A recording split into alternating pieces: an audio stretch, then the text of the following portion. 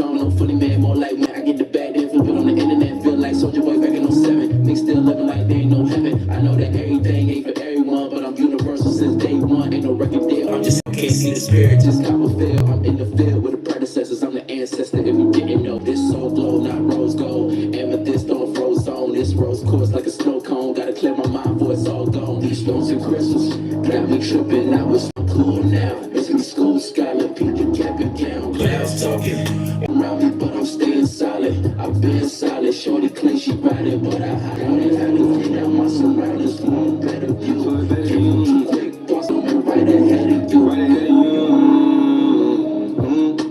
Protecting my guild, I must. He talk out the neck, we turn him to dust. I hop on the scene now, I've been holding the team down. What do you need now? With this stormy ass weather, man, I was a dream child. Like, hey now, who like say now? I walk through the field, I must stop outside my fish with a touch. She will let it see now. I caught her in the way, but we stuck in the D now. Where would be now? If I didn't work on myself in the meanwhile, like clouds talking all around me, but I'm staying solid. I've been solid, shorty clay, she riding, but I highly doubt it. Had to clean out my surroundings for a better view. Can't move too quick, thoughts be tripping. I feel the faces, regular faces hiding the demon. I know an agent, so see one spiritual female. Annihilate, don't fucking invade. My space is too sacred. Play if you want to, I promise we'll take it. Niggas be trying these stuff. I'm like an iron chef, cooking it up, steaming and puff, move past. I ain't a stranger to the bag. We finna build where you at. Ain't one of a kind and staying back. I ain't trying to hear all that. I got a thing for the facts. I got a thing for the racks. Might have to charge you with to hop in the cloud to relax. Clouds talking all around me, but I'm staying solid. I've been solid, shorty clean, she riding, but I highly doubt it. Had to clean out my surface for a better view. Can't move too quick, thoughts be zooming right ahead of you. Clouds talking all around me, but I'm staying solid. I've been solid, shorty riding, but I highly doubt it. Had to clean out my surroundings for a better view.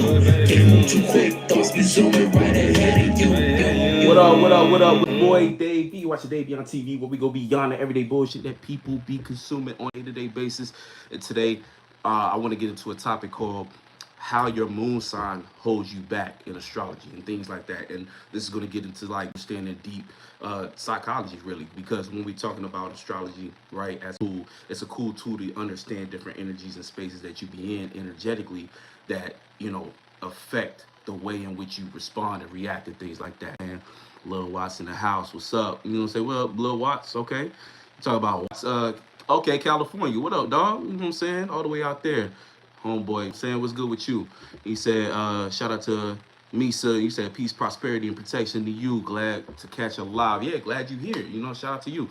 So we about to get deep into what's going on when it comes to your moon sign. See, the moon is the centerpiece in which we use to manifest because it's our emotional state, and that is the key pathway into how we react and respond, which is also a bigger concept when we talk about if we're considering psychology and things like that. It determines subconscious space, and I'll be saying when it comes to understanding your subconscious is a space you in that motivates what you're consciously aware of. So a lot of times mistake life, how you start to get involved into the wrong things, a lot of it has to do with having dealt with emotionally that is causing you to only be able to do things from a certain perspective. Because if your subconscious space is dirty and looking at the wrong shit, well, consciously, that's the only thing you're going to be able to focus on and notice.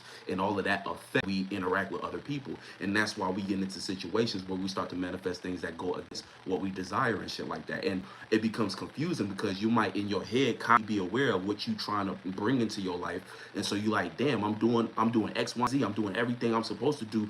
Why things ain't coming to me in the way that they should, right? All the way down to like third dimensional things like trying to get money. Why can't I hold money? Why can't I manifest some money? And a lot of it, again, before we even get to the surface level, is because deep down inside, there's some kind of emotional attachment to, it could be to anything that is causing you to not be able to be in the right spaces to notice the right things to either react or to respond to. I'll say you'll be more so in reaction mode. Again, all these different things, especially when we talk about kind of mental health and what people are going on, like what people got going on deep within them. That's kind of one of the biggest issues nowadays, mental health. And part of mental, you might think it only correlates to your thoughts, but where do your thoughts come from? See, we receive thoughts, but we receive thoughts based upon the space that we're in emotionally. You're only going to be aware of certain things based upon, like, it's kind of like this, right? in a world that we can argue, okay, uh, I used to have a manager back when I was working at a certain job that would say perception is reality, and I always be like, I think you're wrong about that, because to be honest with you, reality is reality. Your perception of reality is based upon your own upbringing, what you're dealing with, what you're going through, what space you in.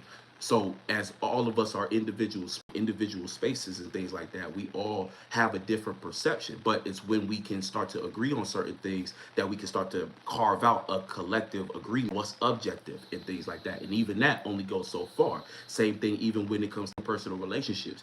You as an individual have certain things on your mind that cannot be understood by another person outside of you until you create a bridge through communication and establishing a sense of understanding. And that's why a lot of times your interpersonal relationships be having a hard time going in the direction that y'all both want. Relationship being directed in the right areas and things like that. So that's basically the main topic we're gonna be getting into. But first, I do want to go over the current transit so we can get an idea of what's going on energetically currently in the sky and understand how it is right now on the rip. So when we looking at right now, the moon just got in Cancer. So whenever the moon is in Cancer, that's the home place of the moon, right? But the thing about it is, being that it's in Cancer, right? So it might be where the moon is sweet. A lot of times when we talk about Cancer energy, we talking about a heightened level of sensitivity. And we coming off a full moon, and the effects of the full moon kind of last a few hours, all up until, I say, really up until the next sign that squares where the full moon started. So that we had a full moon in Taurus. So the next fixed sign is where we're gonna start to like, that's when we'll fully kind of be outside of that realm about a full moon after effects or aftershock. So that's going to be when the moon gets into Leo, right? So that's going to be the next sign. But right now we're still dealing with a little bit of effects previously. Now, part of the feeling and vibe that is going on, like I said before, moon Cancer is a heightened sensitivity, right? So right now, don't be surprised if you woke up low-key in your feelings, feeling a little kind of way about maybe some insecurities or things that would normally be kept private.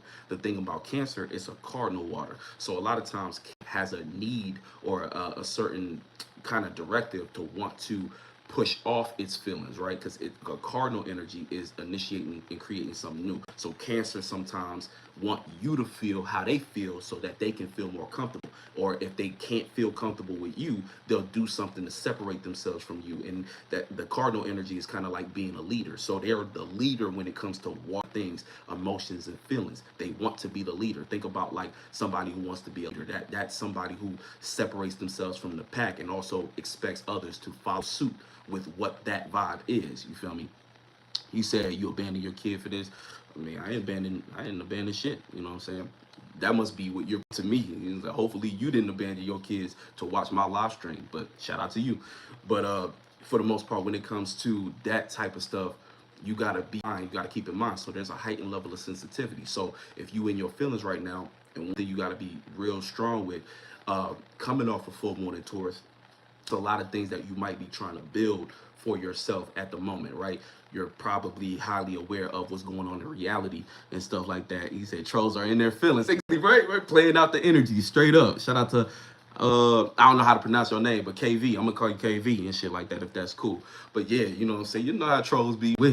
They wish, but all of that's free energy. We eat on this page, you know what I'm saying? We eat, you know what I'm saying? We eat y'all spirits, a little weak ass niggas. Like, for real, it ain't nothing.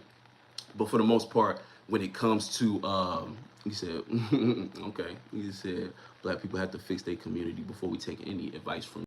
Well, you know what I'm saying? When it comes to race and stuff like that, I'm not racist. So when it comes to racist ideology and stuff like that, that's your business. You know, that's the world you live in. So hopefully you find the advice that works for you and you got a community. But when it comes to anything, matter of fact, we're going to get this nigga out of here. You know what I'm saying? You don't deserve to be speaking on my shit. You know what I'm saying? We're going to get you out of here. Boom. So when it comes to other things that matter, you know, when we're talking about energy, so there's that sensitivity and things like that. You could be easily affected by what's in your feelings, but what's going on collectively in the world right now is we need to be in a space where we're focused on building the life that we try and actually experience. Hence Saturn recently going direct in Pisces. We have to be a lot more on our business, on our focus, because your transit is actually coming up in the next year that's going to determine kind of the things as you said fucking humanoid. Shout out to Jackie New, right? Exactly. Just a humans like stuck on race, man. That's a tragedy. You know what I'm saying? I think I looked up is when we call so well, I don't really want to get into that, but you know, people who only can think of things in terms of race, they far behind, bro.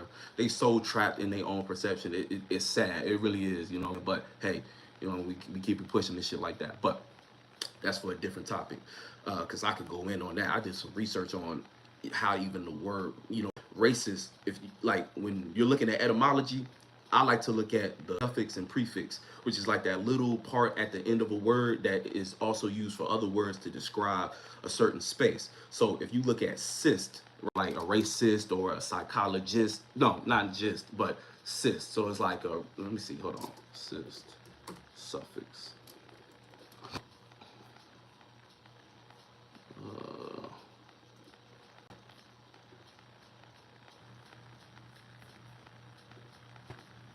Man, hold on. Dang, I can't find it. Hold on. Wait, how you spell it? Oh, ist. Okay. Oh, racism. So it's ism, right? And ism indicated as a doctrine or prejudice, a doctrine of prejudice. You know, so it's like people locked into a concept. It's like it's almost like a person trapped in a box and shit like that. And like I said before, we can go deeper into it, but you know what I'm saying? We can go deeper into it, but not on this live stream. I'm gonna keep it based upon astrology. So, like I was saying, light and sensitivity of things when it comes to you know, how we're feeling in the space we in. And again, a lot of what you might have noticed about your current situation in life right now, you might not be where you want to be at. And so there's a whole matter of you trying to stabilize. Sometimes our feelings get in the way of that. You know, our feelings make us want to kind of stick to what's safe and comfortable, but we in a time that's completely new. You know what I'm saying? So with things like the election and stuff like that, people are in a space of kind of panic. Most people, humanoid stuff like that, in a space of panic, reacting to that. And even in your everyday life, right? You might give a fuck about who's president, but at the same time, you got bills that you're trying to pay. And if you got kids you're trying to feed. You might be trying to feed yourself. You might be trying to do different things with your life. And again, there's so many different things that can affect us and make us feel or trigger those insecurities and things like that. And one thing you got to realize about being triggered, you know, think about a gun, right? When you pull the trigger on a gun, what happens? It goes off and it releases. So don't look at triggers as something to run away from or to kind of be scared of. When you get triggered, that's an opportunity for you to release stuck emotions, for you to release a stuck mentality and things like that. It's all about how you make that conflict, though. You know, that doesn't mean you have to go off on people, but in your own space, in your own time, find a way to actually understand and identify what's being triggered. Dive into that so that you can release it. And that's how you do true shadow work. At this point, even our concept of how we do shadow work got to be different. You know, we got to look at it like saying this in the beginning of 2024, which is in this time, it's important for us to be more mature spiritually, which means we have to own up to a healing process, right? People would say, oh, you know, I'm healing, I'm in a healing process and stuff, never get to the actual part where they feel as though they're healed. And the thing is, it's an ongoing journey when you're going through life trying to deal with these different things, but you decide for yourself where it ends. You know what I'm saying? You have to decide for yourself when you're going to decide, like, hey, I'm no longer that person I used to be that was stuck in that grudge or emotional bias. And again, easier said than done, but when it comes to what we have as individuals, a spirit, part of our power is the ability to change. You know what I'm saying? A lot of people feel as though they can't change who they are. And the thing is, you are who you are, but you have a choice to where that stops. Choices to far as what you're going to choose to start to build on as a new sense of self. And it's easier to say, easier to say than to do, but it's possible. It takes a tremendous amount of energy. And a lot of times we go through our life being the same way, doing the same things, reacting to the same things to the point where it's even more challenged to actually break that threshold and start a new way of being, a new way of going about things. It's like somebody had a good quote and it basically was saying, when you make a certain, like for instance, like say you had an addiction, right? So when you become a person who is choosing to leave that addiction behind, a lot of people make the mistakes of still being in a space where oh yeah, I used to have an addiction. At some point, people who truly get over this, and this came from a person who specializes in addiction psychology or something like that. But when you separate yourself from an addiction or something like that, you have to put yourself mentally to the new version of you never had an addiction. So it's like a lot of people still move on and be like, yeah, I'm X amount of years sober and I used to do part of their history as who they are. But if you really trying to emerge into a new space, a new self, you have to kind of separate where you became a new person and put death to that previous person that you was, who was still linked up and ingrained in that old way of thinking and moving and stuff like that. But, you know, again, I know how that gets, you know what I'm saying? You don't want to be too, sometimes that concept and stuff, it kind of it might rub people the wrong way and stuff, but that's how it is. You have to put depth to certain things, you know what I'm saying? Out to the hang empress up in here. So when it comes to that type of shit, you know, you have to keep it moving. You have to understand that when it comes to life, to close chapters, you have to decide that you are a new version of you. And part of putting depth to previous ways, again, you're gonna get people in your life and things that you did when you was in that previous space that's always gonna try to bring you back to that, because that's how it works here. You know what I'm saying? People realize everybody's perception of you is just from their own mind. So when you was moving how you was moving, that's the only reference of who you are they have. But you as an individual, you know who you are. So if you make to turn a new leaf and be a new version of you, that has to be what you stand on. And anything that somebody tries to do to bring you back to that space, you got to just be strong enough to separate from that, and you got to set the new example. And whatever you deal with in that process is part of your karma, what you created based upon you being in that previous space. And now, yeah, everybody might live. If you did have an addiction, yeah, everybody in your life that you used to know is going to always bring that up, and they always going to low-key look at you like that. But how strong are you to separate yourself from what other people's perceptions are? Again, perception is not reception. It's just a motherfucker's point of view. But you, in building a reality, have a responsibility to commit to that. Part of building a reality itself, Saturn, is about restrictions and boundaries. So you got to put that boundary up to separate who you are now from who you used to be, right? And you got to move forward. To build that, you have to stay devoted, committed to what that new standard is. And you're going to have to work to that new structure in order to actually be in a new type of reality. And this goes, you know, I'm speaking from an interpersonal relationship standpoint, but this goes into anything you even trying to manifest for yourself. You know, that's one of the biggest things. But getting back to the current transits, so when we talking about the moon being in Cancer, we have a trine with Saturn in Pisces, Neptune in Pisces, and the sun in Scorpio. So there's a grand water trine going on. So when it comes to our emotional standard, it's highly important to make sure that we know what it is we stand on as far as emotionally, and make sure that we're making an effort to cleanse. See, the thing is, when we go through heavy water transits, you might flood it with all kinds of emotion. That doesn't mean that everything you feel is true, right? A lot of times, especially in this day and age, you know, the whole ideology, your feelings are valid. And that's true to you though. But just because your feelings are valid, that doesn't make them right. And that doesn't mean that you are locked in to having to stay feeling.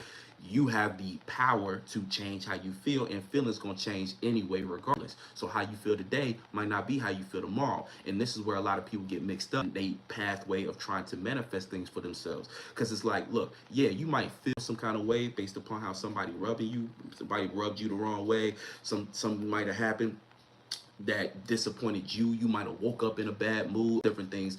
Again, you can use these things and be like, yeah, that's the reason why I feel this way. And yeah, I can validate that feeling, and I can stay in that world. But again, at some point, after you face what you feel, you have the power to change that. You have the power to now move on and let it go. And a lot of times, see, most of the problems that come up in life is just stagnated emotion.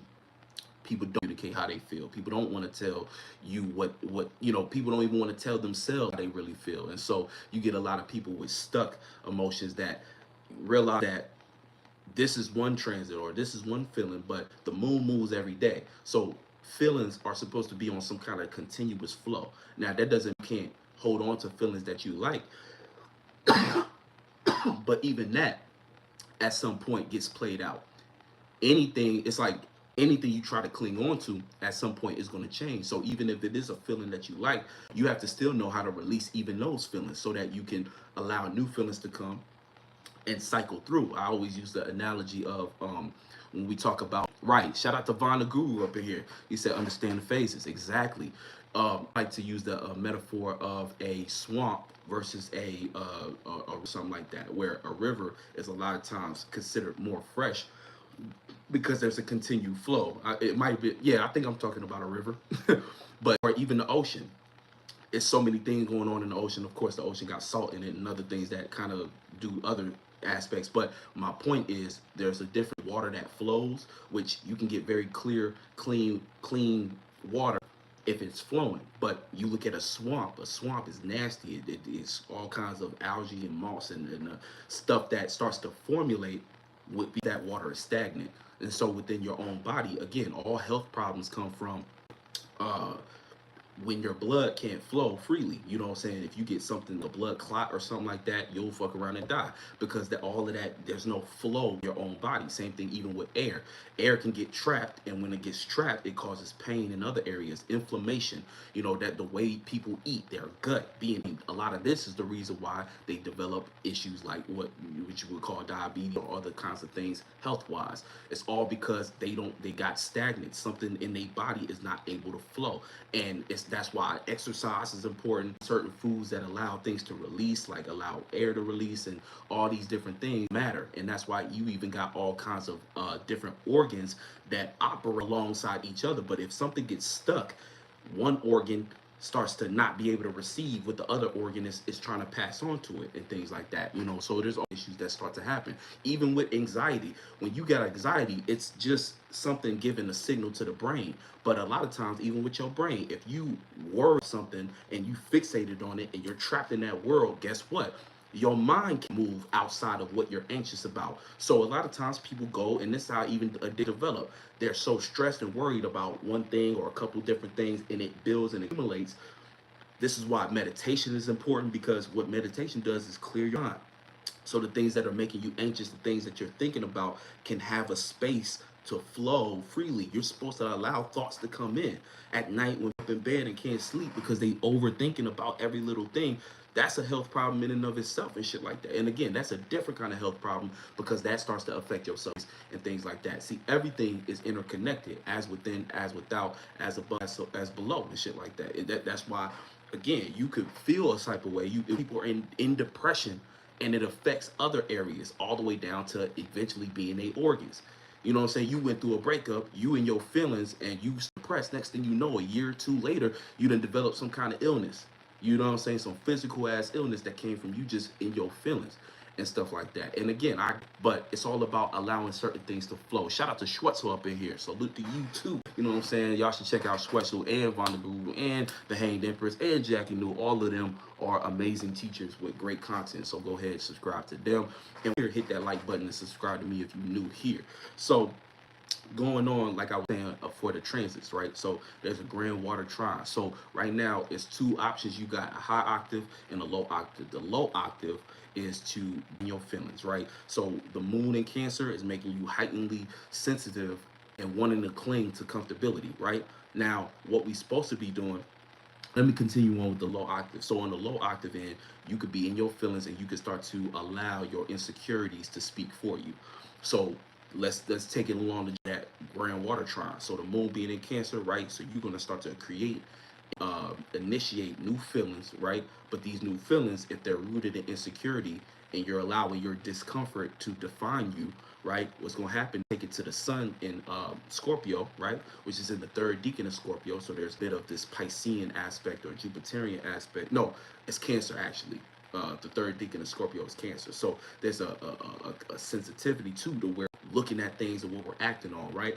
So on the low octave, that sensitivity that's driven by your insecurity It's going to start to manifest as you kind of locking in on certain grudges. You starting to not be able to see past your own frustration with yourself, and this is going to lead you to maybe want to get back on revenge mode based upon grudges and emotional biases that you have. You're going to start to get maybe sneaky and strategic, because now in that Scorpio, especially Scorpio about to go into Sag, you starting to get all new ideas about how feel discredited. You might feel it's like a lot of negative feelings that you can start to get fixed in, because the moon is picking up even all of that sensitivity. I'll just say the moon is picking up. The moon is in where it's home at, Cancer. Cancer is a very sensitive sign when you think about water, cardinal water, like I said before.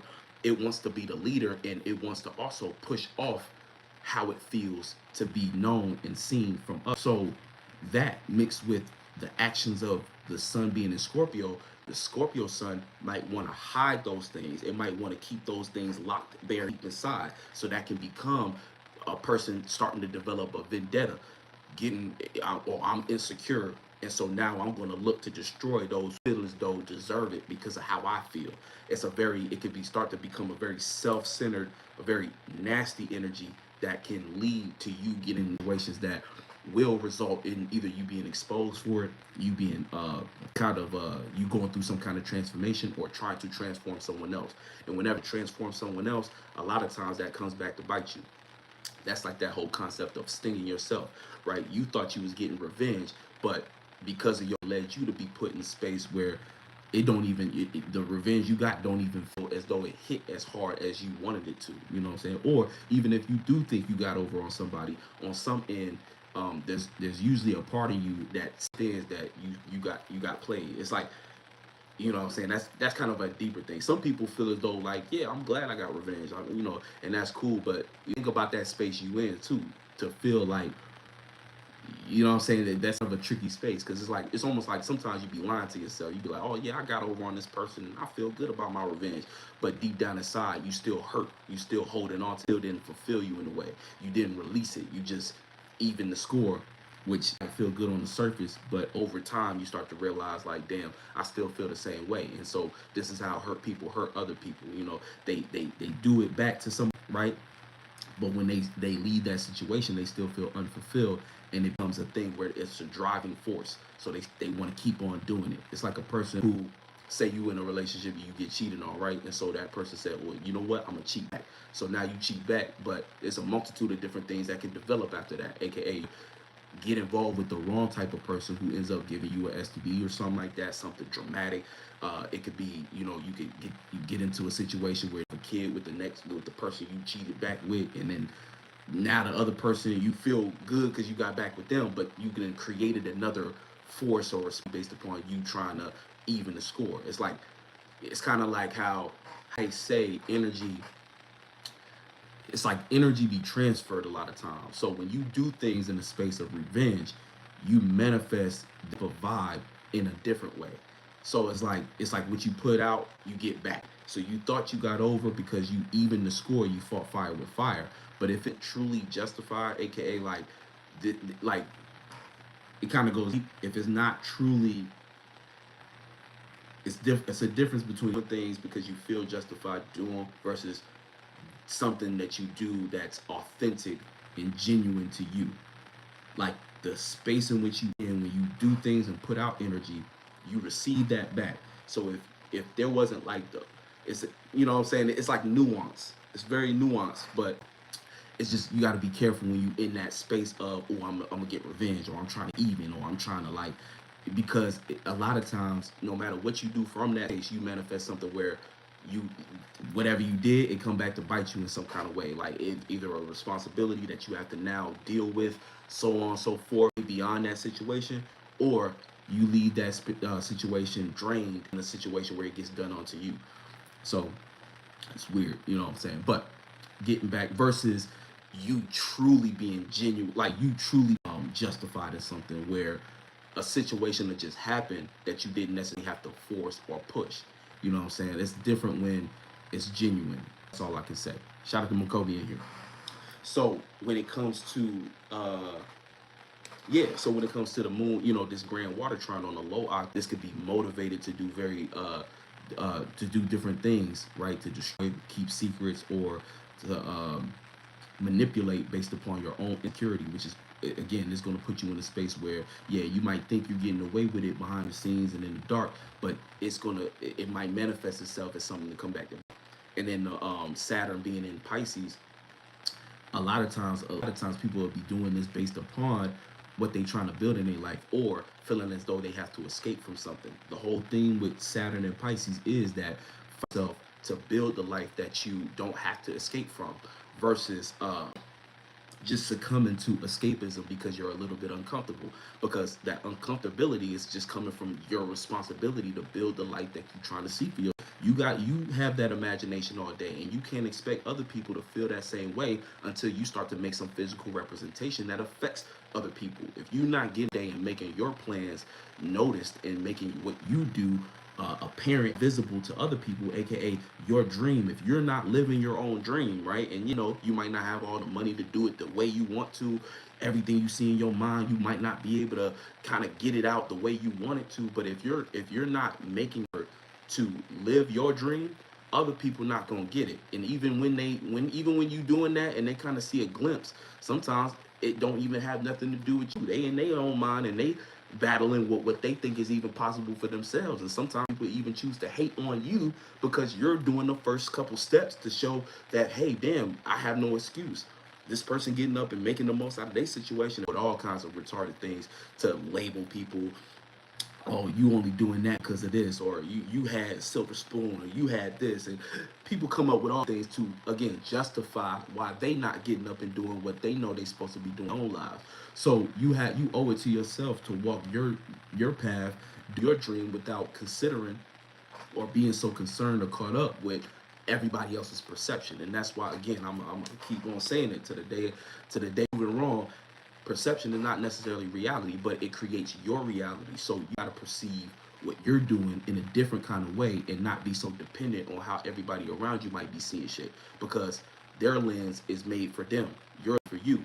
So a lot of times people get caught up and take everybody advice, or take everybody viewpoint. I'm not saying don't listen to people, but I am saying at some point you have to, okay, where did they start and end, and where do I begin, and where do my perception need to be capped off, But that's kind of understands grand water trine on a lower octave. It's like you have to be aware of where you're allowing your feelings to determine what you fixate on.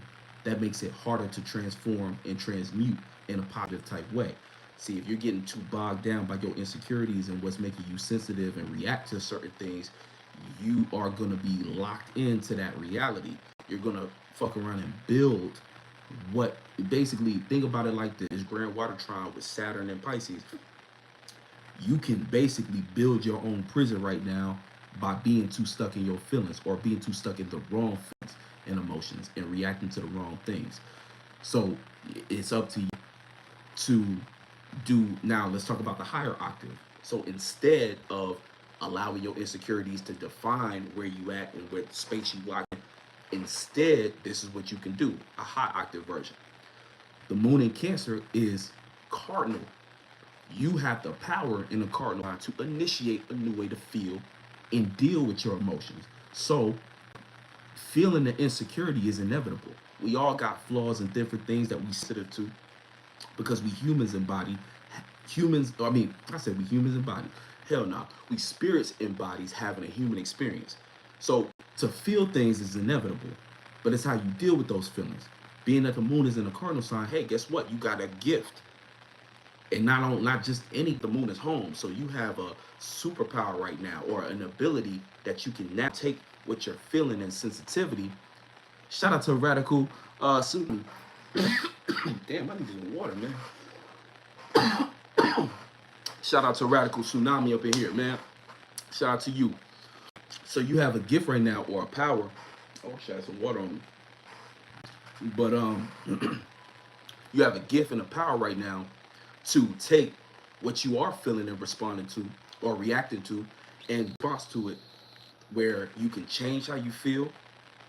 If you in the process of doing something that you ain't did before, or you feel a little nervous to do something new, this is the perfect time to now change the narrative behind it.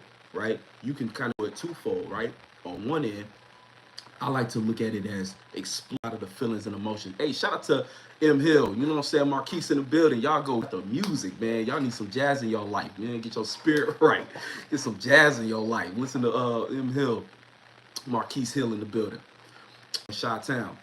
So, like I said before, right now you got that power. You can start to allow, okay, what you feel and what you're reacting to, start to tap into that and recreate that narrative. If you're feeling nervous to do something, hey, low key, that's a signal that you're on the right path because you're proving yourself to be expansive. You're expanding something.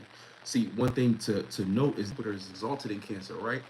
And that's for a good reason. That means that whenever we're dealing with comfortability, right, expansion and contraction, to expand you to jump into an uncomfortable space and make it comfortable.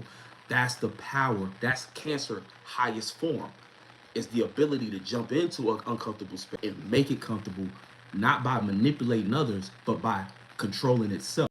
And that's even if you're a Cancer, Sun, Moon, or Ascendant, this is how you can tap into your higher octave of energy. Is by understanding that no, it's not me come around and saying, oh, I'm sensitive, I feel this kind of way. Everybody else should feel how I feel. I'm gonna manipulate and control them and guilt trip them into feeling how I feel and caring about me.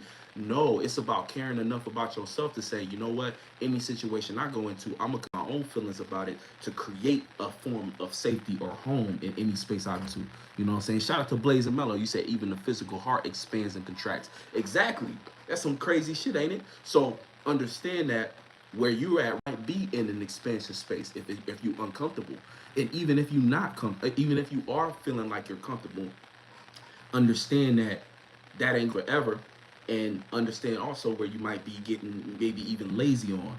So it's like understand the process of both. Just because you're uncomfortable doesn't mean you have to stay uncomfortable, and just because you're comfortable doesn't mean that that's the right thing to do. So if you find yourself being comfortable, observe what's going on and saying, okay, where do I want to initiate change to create a new feeling of safety, or what might potentially start to become something new that I'm gonna have to maintain a feeling about, and then also be aware of other people, other side of this.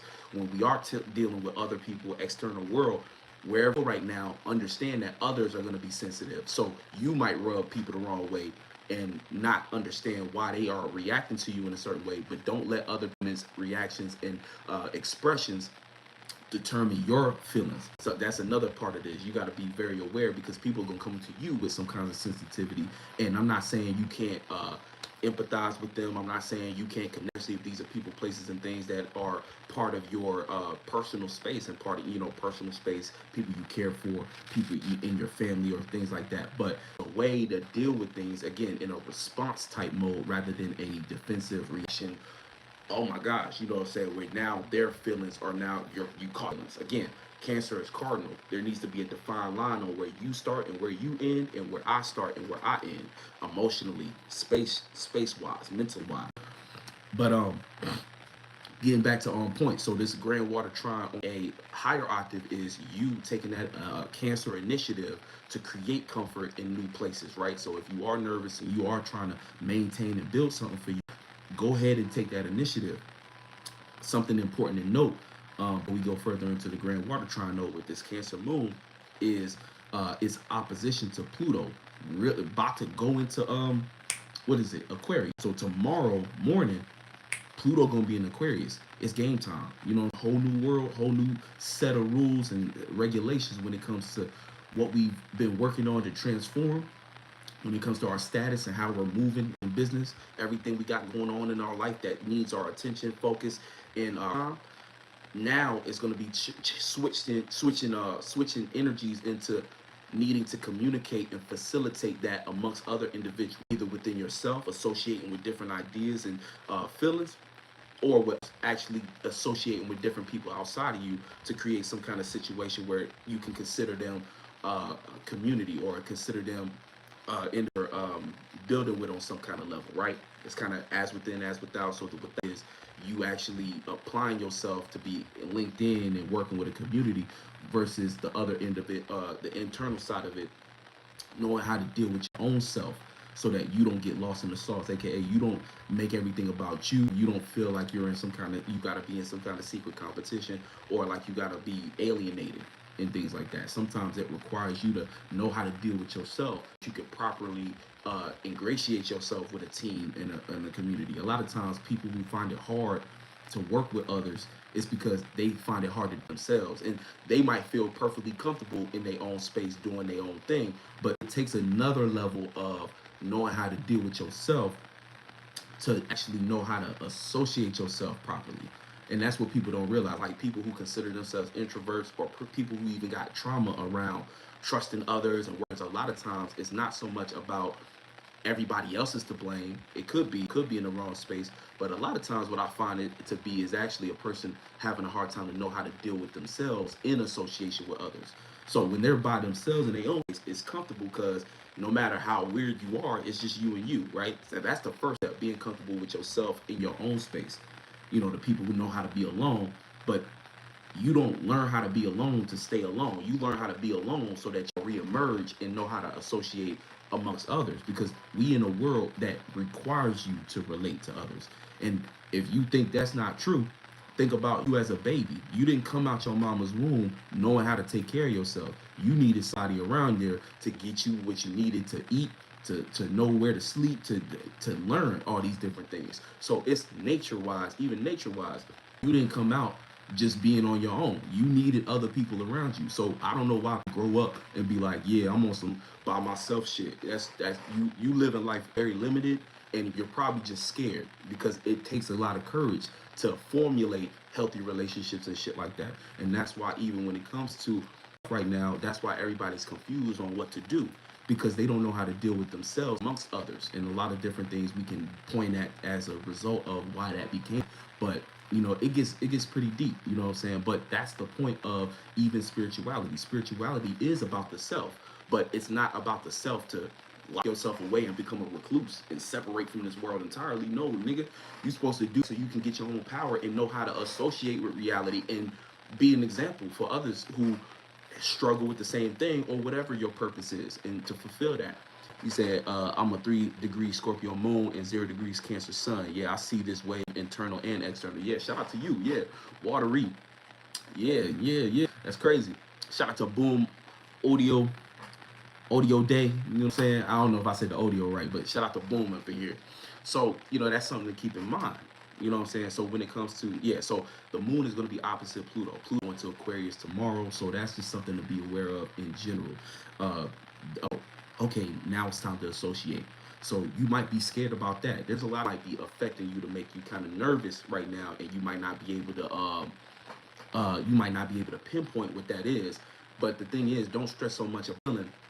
Allow the feeling to inform you that you're going through a change or you're going through a transition, and learn how to feel comfortable with just the fact of, okay, I'm doing something new, you know, and that's going to help you kind of create balance when it comes to the moon. And see, the moon right now is not directly opposite Pluto, but energy wise, we feel still pick up on that pressure based upon Pluto being an outer planet and kind of having a wider range. But we're going to feel that even through the moon Leo, and that's going to be that middle point I was talking about, where throughout the moon transit, the 4 points, right? So wherever we have the new moon and full moon, expect the 2 others to be also part of that development. So if you were to split the moon cycle into 4 seasons, we have a springtime that happens from the new moon up until that next modality, and then from the next modality, summer portion. So from Leo to the next square point, which would be from Leo to it'll be from Leo to, what am I saying? From Leo to, yeah, so the moon will hit Leo. That'll be that square point, and then from Leo it'll go back to Scorpio, you know, and that'll be, so that portion represents that winter time. Now, moon cycle wise, we in the fall. We're about to hit the fall. So after we hit Leo, from Leo all the way into Scorpio, moon wise, that'll be the winter portion of this moon cycle, which means that that's the part we are doing winter type, just completely releasing, transforming, and getting ready for a whole new time, a whole new set of energy, which is going to be the new moon coming up inside that. Not to confuse folks, because I know if you new to this astrology shit and you hearing me rant, you like, what the fuck? And even people who've been here for a minute, y'all like, huh? But as far, you know what I'm saying, just follow along. You know that Pisces shit just gotta flow. But getting back to it, yeah. So, and I say that just to say that to television, you feel me, Jupiterian squad, man. You just gonna have to jump in the car and trust me when we ride it. Shout out to West Dakota up in here. I'm saying we got all the powerful spirits up in this live. I'll mess with it.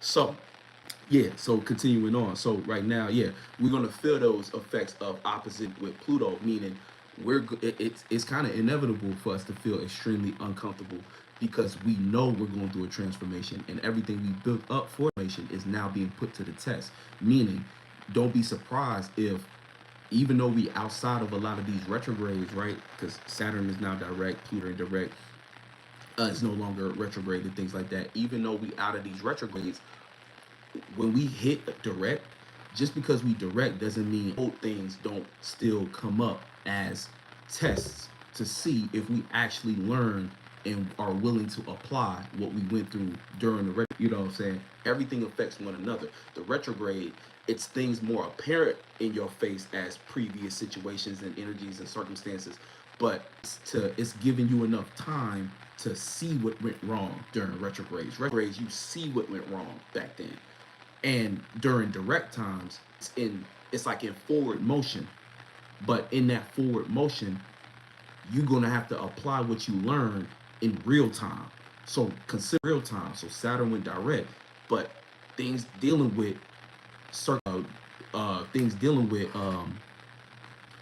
reality and structure and even restrictions are being tested in real time. So you still gotta do what it is you said you was gonna do. You still gonna have to move and maneuver in a way that's gonna get you to that space where you can say, damn, okay, I just built up my shit, okay, and I'm living it. I'm the living example of what I'm trying to manifest for myself in life. So, right now, all that uncomfortable feeling, like I said before, the high octimoon in Cancer, grand water trine, is to switch up how you feel, take initiative of that, and then take it into where the sun is at, right? Because the moon motor, so with that sensitivity, right?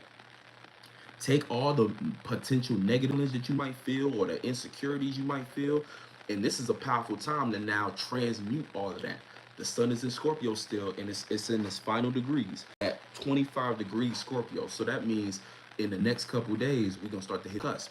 So right now is like that key pivotal moment where it's time to free yourself from all of those previous insecurities that have been the reason why it's been difficult to build things. See, like I said in the very beginning, what we feel oftentimes is the prison that we locked into. How we always say, you are your own worst enemy. So all of these feelings and sensitivities are the reason in which you are trapped and can't quite make the cut and reach that next space.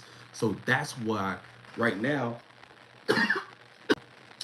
with all this grand water trine, the gift is take those sensitivity, take what's keeping you locked in and sensitive and making you comfortable than where you in that fight or flight.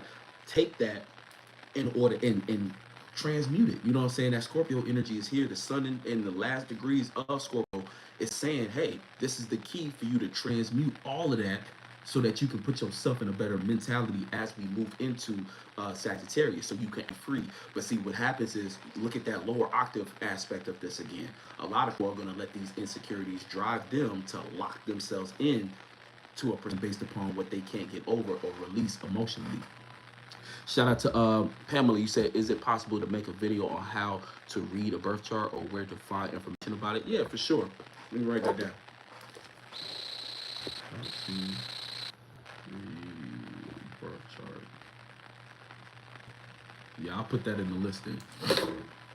So, yeah, so you know what I'm saying, that's how we doing it. So right now it's like, look at how right now you have immense potential to actually switch up what's been bogging you down emotionally. But you have to be willing to kind of go through that sensitivity and kind of willing to be mature to actually release what's keeping you locked in emotionally. And that might be difficult to do based upon how rigid and how biased you are on that emotion, how you want to hold on to that grudge and stuff like that. It might make all the sense in the world for you to lock how you feel and let your feelings drive you. But I'm gonna tell you right now, that's the number one mistake you can make at this time. Right now is a beautiful opportunity and gift that you can switch on processing your whole movement based upon you understanding, oh no, instead of clinging on to these feelings, I can actually change these things myself and have a whole new approach to life and stuff like that. And that's what's supposed to be going on during the fall.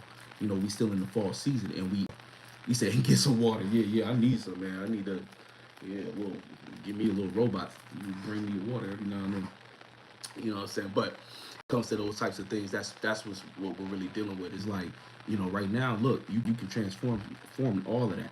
And see, the last part of that trine on a high octave then is that Saturn and Pisces. So refer back to the dream you actually trying to build for yourself. If that's what you're trying to build for yourself, it's going to require you to put those restrictions over things that you're no longer in feeling. Like, I don't want to feel like that no more. And it's not about running away from feelings or, like, you know, hiding or lying to yourself. It's knowing how to navigate your feelings in a way that you can acknowledge what's going on, you can see the trigger, but then you can also make it a point or a decision or choose which feelings you're going to choose over the other ones. You know what I'm saying? You always have a mix. Every negative thought is followed by a positive thought, or vice versa. It's about what you choose. Everything you could feel negatively about something, there is a positive on the other side. But you to find it, and the better you understand what's going on subconsciously, is the better you're able to catch yourself and notice when uh, oh, okay, I'm on this end, I'm on this side of things. Because the less you're aware of what's going on subconsciously, the quicker you're trying to react, and you're not really considering the bigger picture and things like that. And more, the closer we get into Sag, the bigger picture is going to present itself. Now, the moon is also going to be, let's see, in conjunct Mercury right now. So misunderstanding how to think about how we feel, right? Sensitivity, you're going to want to run away from these feelings. You might want to run away from your insecurities. But right now, it's like, again, you just misunderstand how to think about them. There's opportunity to expand.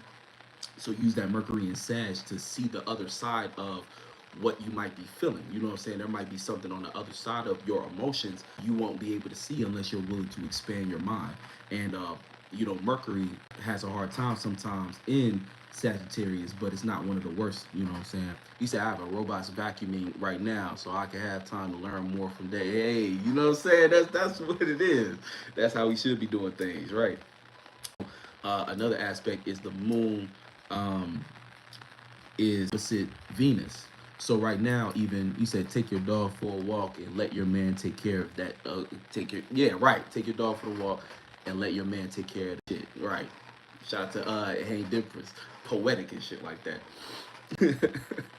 So when it comes to the moon being opposite Venus, so feeling that what we love, appreciate, and value right now. So, you know, right now you might not feel again, this is actually an energy, like I was saying before, where you can't let your feelings keep you away from your response. You're gonna feel you might not appreciate the process of work it takes to actually get to where you want to go if you're still kind of looking at this from an immature mind state, aka letting your insecurities kind of take you over, or letting your feelings too much precedent over what you choose to do. Like, just because you feel a certain way don't mean that's the feeling that you need to cling to. It's like, don't lose sight of what you trying to build. Like Venus being in Capricorn, at one point you were just now starting to appreciate the process, just now starting to love and give support and valuing the struggle or what you're trying to build in that aspect of what it's like.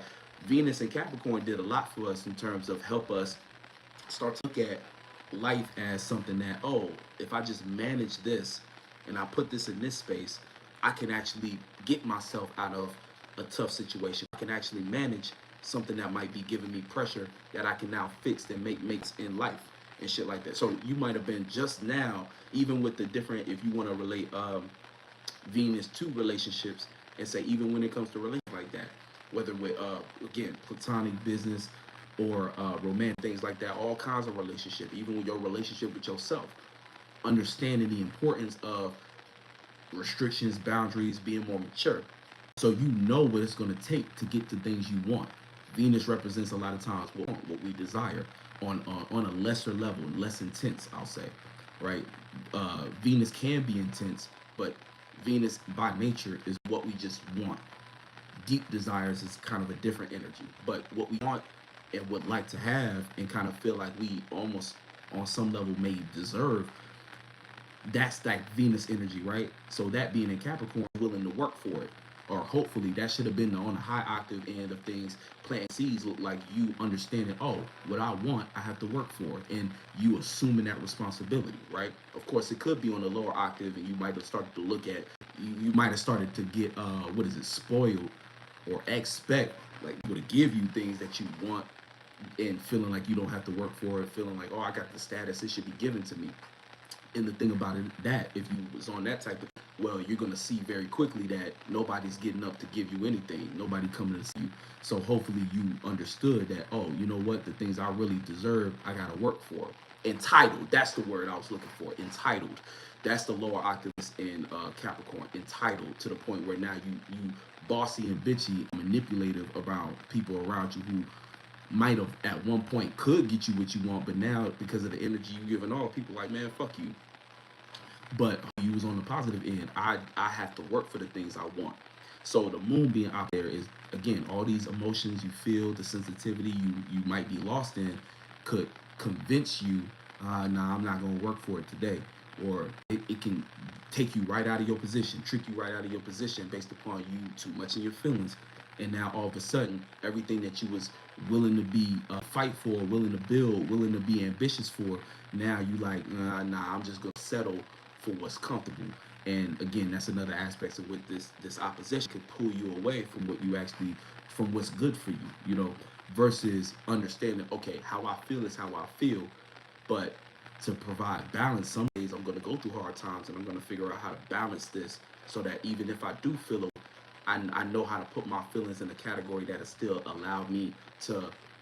It's like in your pursuit of anything in life, every sunny, every day not gonna be your day, but it's about how you navigate that day. Even on your worst days, you can do a lot to not make the next day harder. A lot of times, people on y'all know, you know, say everybody in this chat got some kind of goal they after and got some kind of craft they do on y'all worst days. I get it. You want to put the covers in, you want to take a nap in that bed, and you want to just say fuck it. You know what I'm saying? Sometimes that's necessary, but y'all know sometimes a bad day is really just there to kind of prove to yourself how much you really want it. And the better you know how to navigate your bad days, the better your good days even become. You know what I'm saying? It's like it's deep. So that's kind of what it is with this opposition. It's like, if you really love and appreciate that thing, you're gonna have to learn how to love and appreciate it when it's hard to do.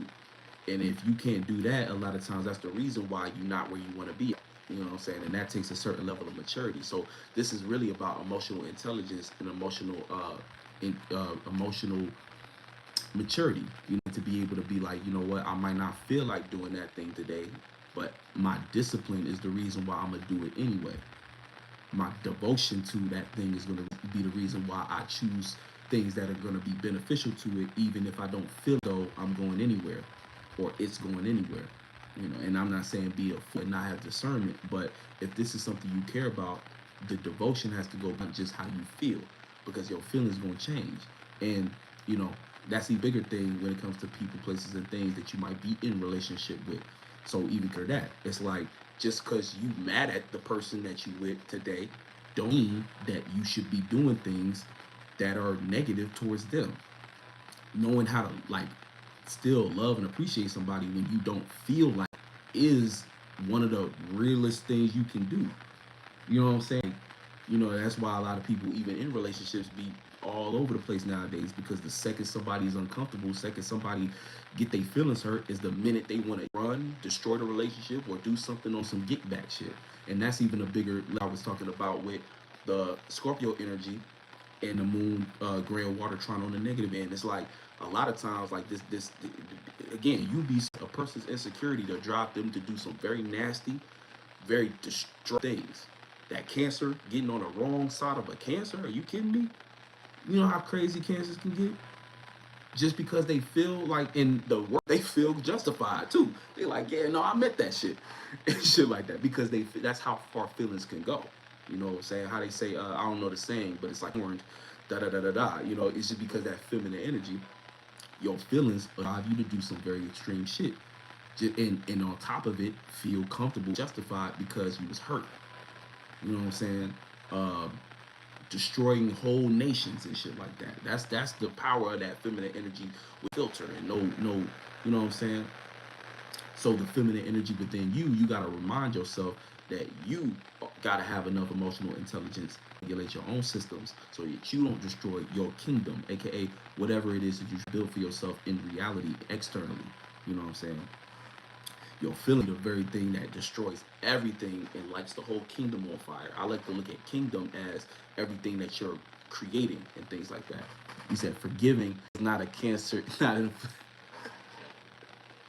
shout out to Blazer Belly. That forgiving is not in the Cancer's vocabulary, especially the Scorpio Deacon Cancer. Good, yeah.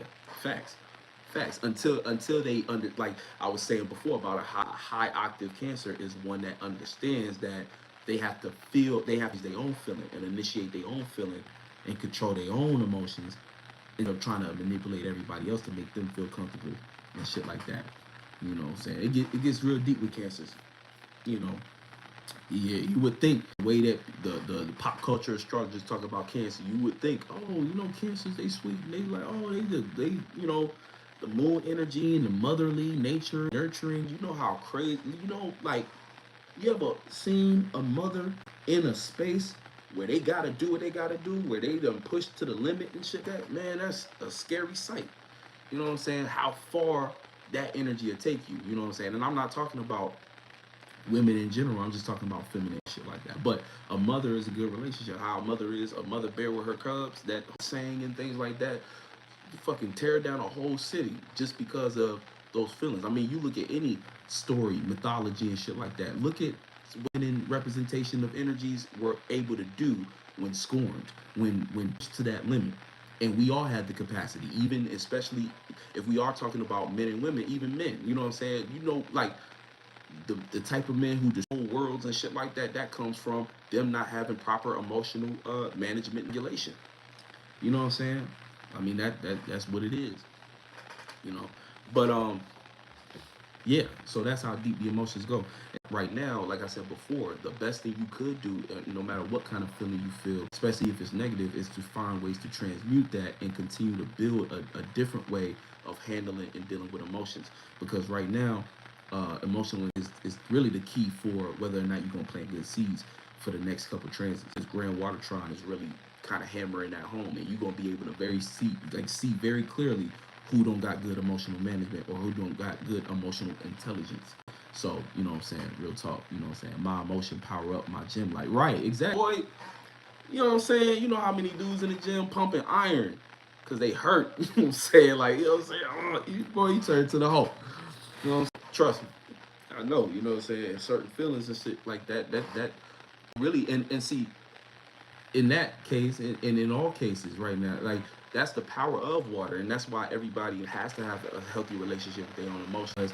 We talk a lot about how emotions can be destructive, but emotions are also the lights that motivate you to do things. People don't do great things by being emotionally disconnected with themselves. You know what I'm saying? That in mind. So even the positive things you want to do in your life, it all comes from, and see, emotions, subconscious space. Knowing what's going on in your subconscious, that give you that extra power to do things consciously with intention. So now you're using your emotions, constructive things rather than destructive things. AKA when people in their feelings and don't manage them, they destroy themselves and others around them. That's why even in relationship with people, places, and things, it's always more important. So on an individual level how to deal with your emotions so that you can make sure that you're applying yourself in a proper way. You know, if you don't know how to handle your own, no matter what kind of connection you get into, you're going to destroy it. You're going to be the reason it falls, crumbles, because you're not managing yourself right.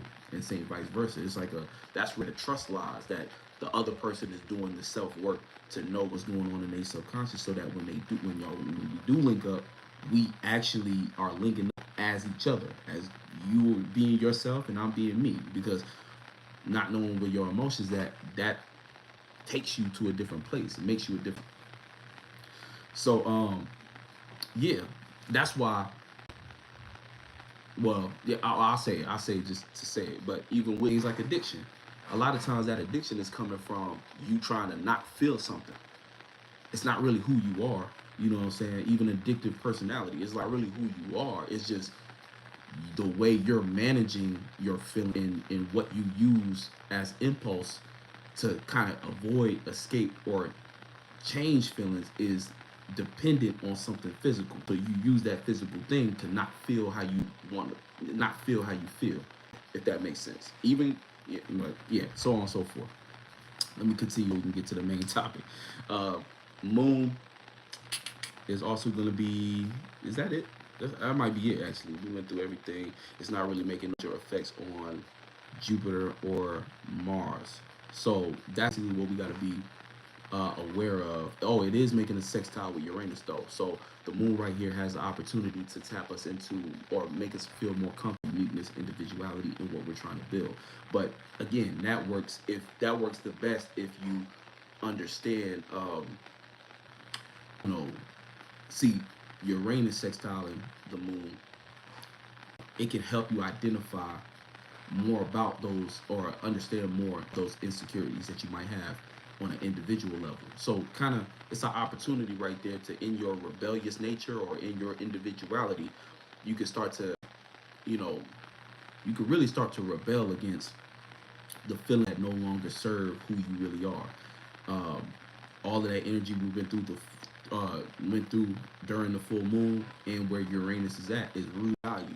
So any feelings that don't align with what you really value and how you value yourself, it's time to rebel against those things. And see, even in that case, I don't want to talk about it as if you gotta like go to war with your because sometimes even when we talk about shadow work and self-development and stuff, people will start to look at it as if who they are isn't good just because they got certain human aspects to them, meaning you still a spirit in body having a human experience. So there are going to be things that you're biased on. There are going to be things that you prefer other than other things, even desires and pleasures that you like that talk to a pop culture spiritualist, they'll tell you, oh, that's wrong.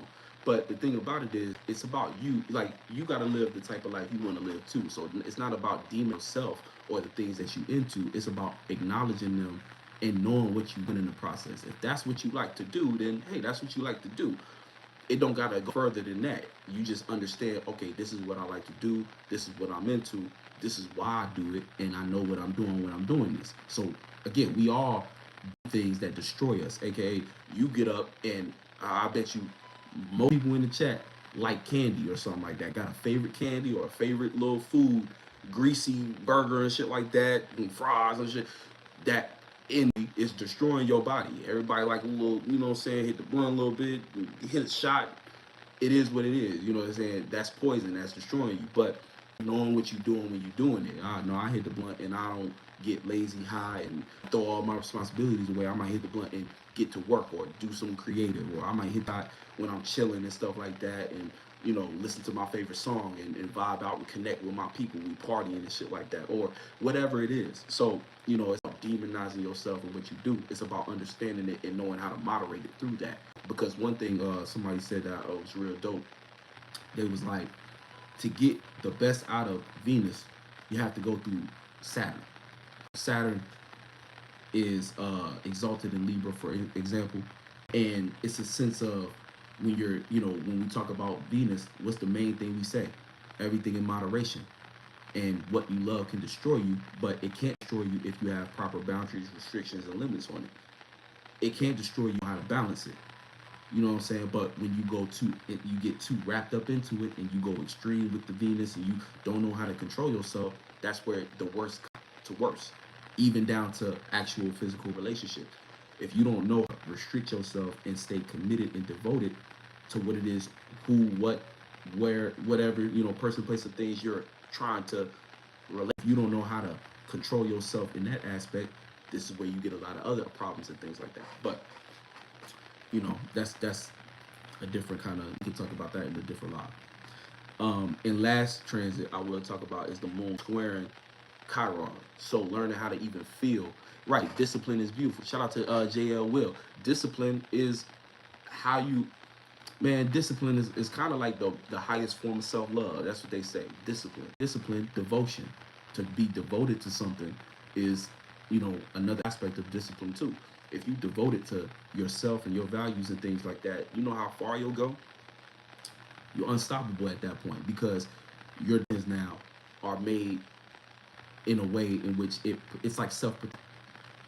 But yeah, the moon squaring Chiron, learning how to feel about mistakes, learning how to deal emotionally with bad choices made in the past, knowing how to deal with ways in which you sold yourself short, or where you allowed your own personal issues to get in the way of other things in life and shit like that. So that's kind of that square. We're learning how to deal with mistakes. So right now, again, we're moving into a new time, a new world, and things like that. You have to start to heal a lot of these things that got you wrapped up in looking at yourself. Again, those insecurities or those sensitivities are defining you. Learn how to switch that up, see a different side of that, so that you can actually expand yourself and be free. Chiron is also trying in Mercury in Sagittarius. So again, seeing the bigger picture. Yeah, you might have went through those mistakes, but those led you to experiences that actually are the reason why you as wise as you are now. Or if you missed this, that is what it is too.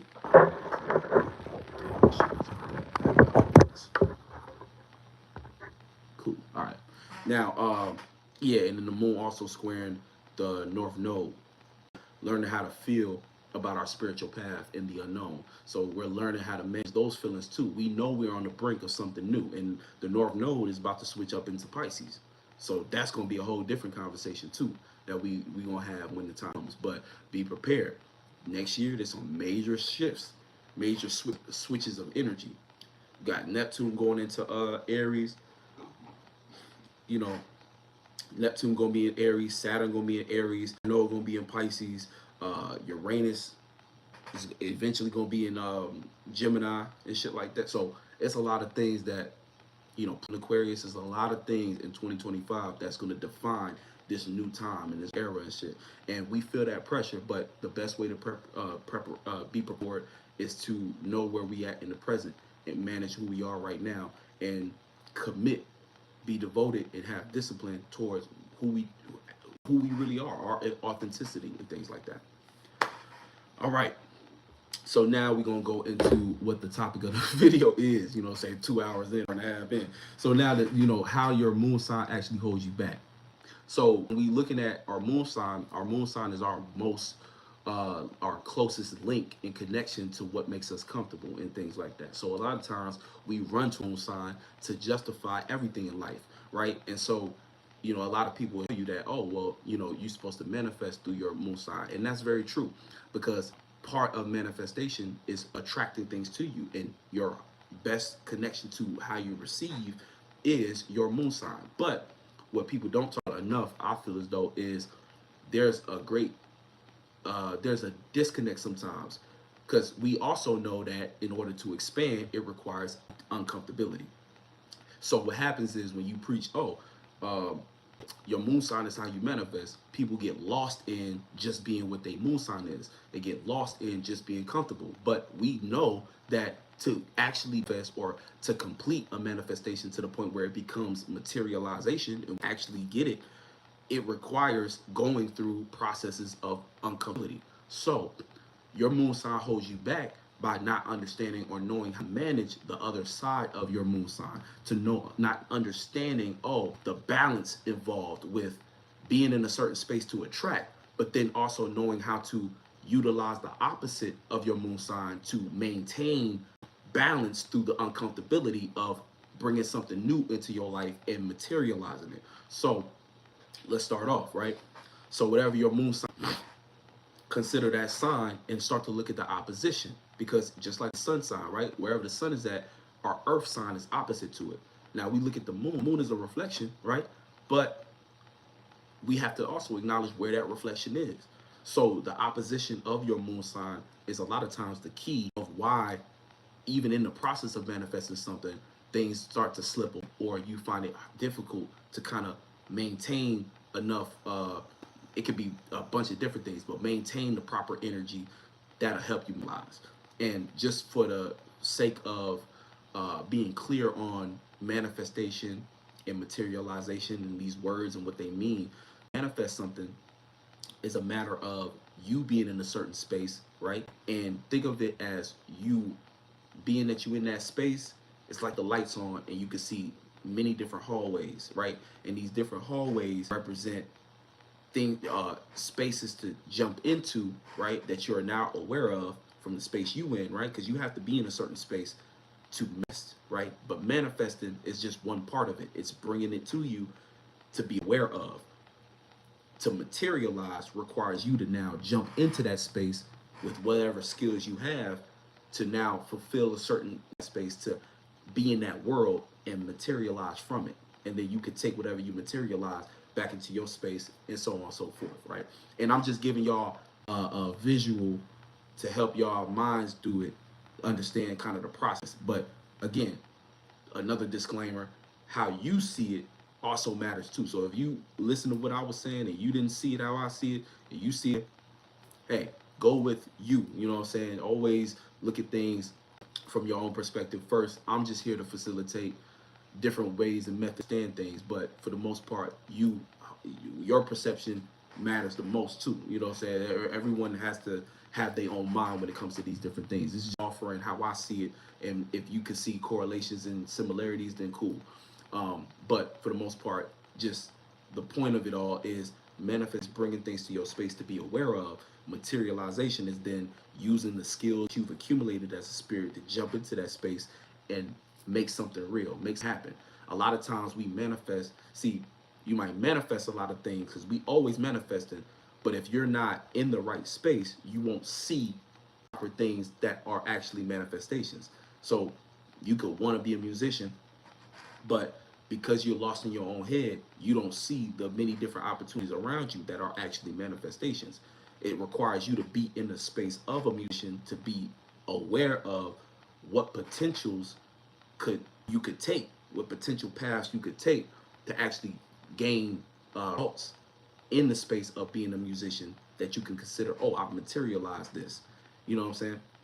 But to manifest first, you have to be in the space. Hey, you got to be what you want to see. If you're not being what you want to see, well, it could be a million options around you that could be potential ways to materialize. You won't be aware of what you've already manifested. And chances are it's because what you are manifesting is coming from the space you in. So if you're in a space that's way different than what you're trying to access, aka, and when I say space, I mean mentality, thoughts and feelings, and what you do with your thoughts and feelings is supposed to be fueling what you do with your actions. So that's the development of skills in reality, and also the what you push out, you get back. AKA, if you're working on those skills, you're going to be more aware in reality as to where those skills can be applied.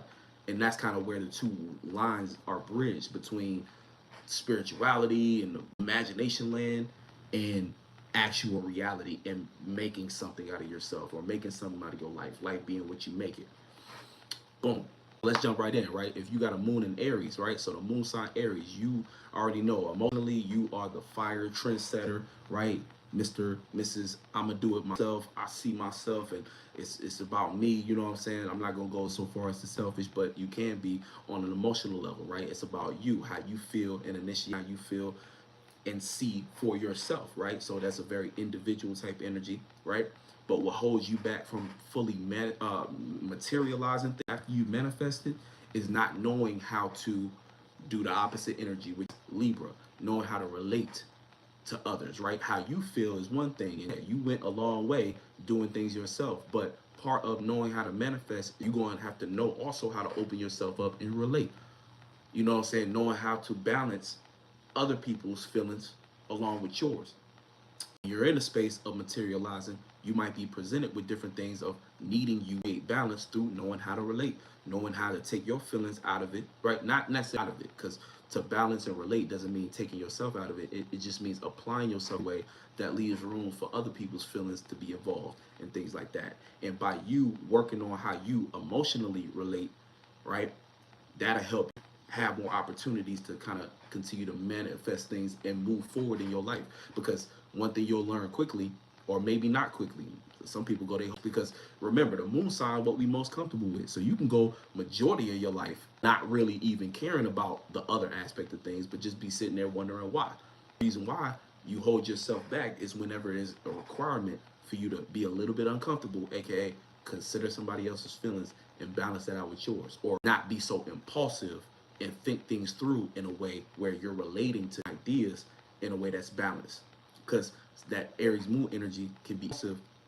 What I feel must be expressed now, but sometimes you might have to wait and allow things to balance and settle to think through something in order to see the other side of it, and then from that balanced feeling that help you move and navigate in a better way and things like that. You don't want to hold your back. You don't want to hold yourself back by only thinking it's about you. And again, I'm not saying that your nature is going to be selfish, but I am saying it's like your feelings first. But what might help you get further in life is saying, okay, yeah, my feelings are one thing, but let me also consider where the balance is. Let me, you know what I'm saying? Let me hold on and think about it a little bit before I'm emotionally just doing what I'm doing, you know. But it's tough sometimes too with the moon because that's our what makes us the most comfortable. And keep in mind what I'm saying is not to abandon your moon sign, but to understand the other side of it so that when you do get confronted with things that make you uncomfortable, you're not in fight or flight. You're not trying to run away and be like, oh, well, nah, I'm not going to do that. There's going to be times where you're going to have to relate as the Aries moon. Now, let's go to Taurus moon. So Taurus moon is being comfortable with stable thought, stable feelings. You know what I'm saying? Taurus moon to be locked in, fixated on his own way of feeling, right? And arguably, y'all got the most stable feelings out of the whole zodiac. This is where the moon is exalted, and you like to be comfortable in your own space. But sometimes to grow, you're gonna have yourself in situations where emotionally you allow yourself to transform, right? And not saying that you have always, you know, all if you got an a Taurus moon, you avoid transition or you don't have a hard time going through those things. I'm just saying whenever you're confronting things where you're trying to grow and expand, it's going to require you to transmute or go through some kind of Scorpio type vibration, dealing behind the scenes, dealing with things a little deeper beneath the surface in order for you to actually fully materialize things into your life. So you can manifest a lot of things just by being in a good space. But when these things are presented to you and actually show up, you might want to be stubborn in your own feeling. You might want to be, well, I want to stay in this space. And that's the reason why, that's how you hold yourself back a lot of times. Because to get to the other side of things or to materialize, it might require you to transform something about how you feel and kind of go through that process of death, even though it's highly uncomfortable, or dig a little deeper in your own feelings and your own psychology to understand what's really going on and why you clinging to the things to as stability. Moon and Gemini. So Moon and Gemini, you know, you react and respond to communication and things, right? But sometimes, and what's familiar a lot of times, it's easy for you to keep things light, right? And not really feel too much about what others are thinking unless it's in conversation. But in order, what might hold you back is not allowing yourself to expand and formulate your own philosophy about how you see something. Because see, a Gemini moon might be comfortable with just talking about things, but never really sitting with anything long enough to develop a philosophy or morality around it. So again, y'all are kind of like, look, y'all be talking about this, that, and the third, but not really care about nothing you're talking about. But to get to the other side of things, to materialize or manifest, what my back is when it is time to bring something into your life and materialize it, you have to develop a perspective on something. And from that perspective, actually into that perspective long enough to have wisdom and be able to offer, like, and again, this is just your own personal thing. This is just you having a certain philosophy. So no matter how many conversations you have, you've at least sat with something long enough to develop a philosophy, a compass, a moral compass to give you some sense of direction. And that's how you hold yourself back, not having a sense of direction based upon what you morally care about, what you want to direct yourself towards, you know. And again, not about abandoning your moon sign, because you always going to be your moon sign, but at least for this lifetime, and that's gonna make you more comfortable to have communication and be free and fluid. But there comes times where to go forward in something, it might require you to do a little bit, or to deal with your ability in the sense of, oh, let me kind of develop a morality around this if I'm trying to grow in this area, or let me see where the morality lies within this thought process. Moon in Cancer. So Moon in Cancer, of course, you reacting to sensitivity, initiating a new way to feel and deal with emotions, right? A lot of times you create the wave. As far as what we're reacting to, is the sign of comfort and nurturing and things like that, caring about things, what you care about. But where you might hold yourself back is there are times in which what you care about uh, doesn't, I'm not gonna say doesn't matter, but what's more important is what you have a responsibility towards. So just because you in your feelings, a lot about what we talked about today earlier, just because you in your feelings or you feel some kind of way about something, the duty and responsibility of things is actually more important. So when you're trying to manifest, that's what's holding you back so much in your feelings, and what makes you comfortable, to the point where you might let certain responsibilities and duties and obligations fall short. And this is why you might have a hard time manifesting things and holding on to things. People expect you to show up and be to be able to be depended on. And the thing is, ironically, people might not even expect that from you. This is more so, it's moon sign related. It's more so you knew you were supposed to be disciplined and show up for that responsibility, but because you was in your feelings, you chose not to. And you might feel that, but I'm letting you know now, the reason you feel okay with that is because that's just your mind. But at the same time, that might be holding you back in life. And the reason why, when you manifest things, the second that happens, you find yourself falling short. Hey, shout out to Brazil, you know what I'm saying, all the way from Brazil up in here. That's something to keep in mind when it comes to having a Cancer moon.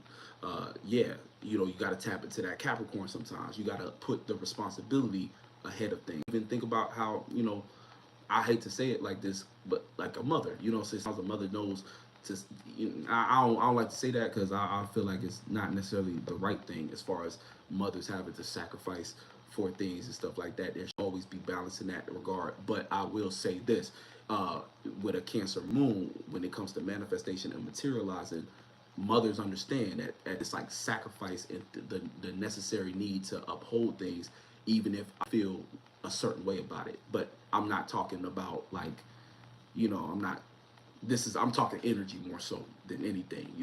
When it comes to real stuff, that's not necessarily okay.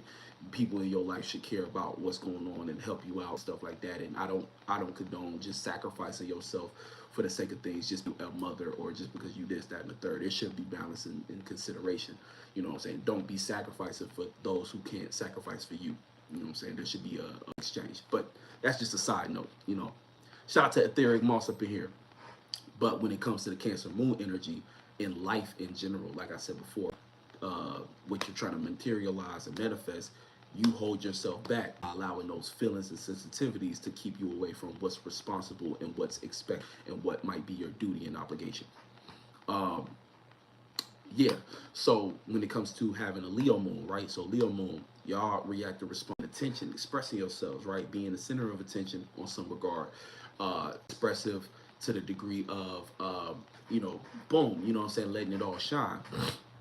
But y'all might hold yourselves back by not how to share the stage, right? So when you're your thing and stuff like that, yeah, people love you for the warmth that you provide and the expression and creativity, but knowing how to manage and share a stage with others is more key aspects of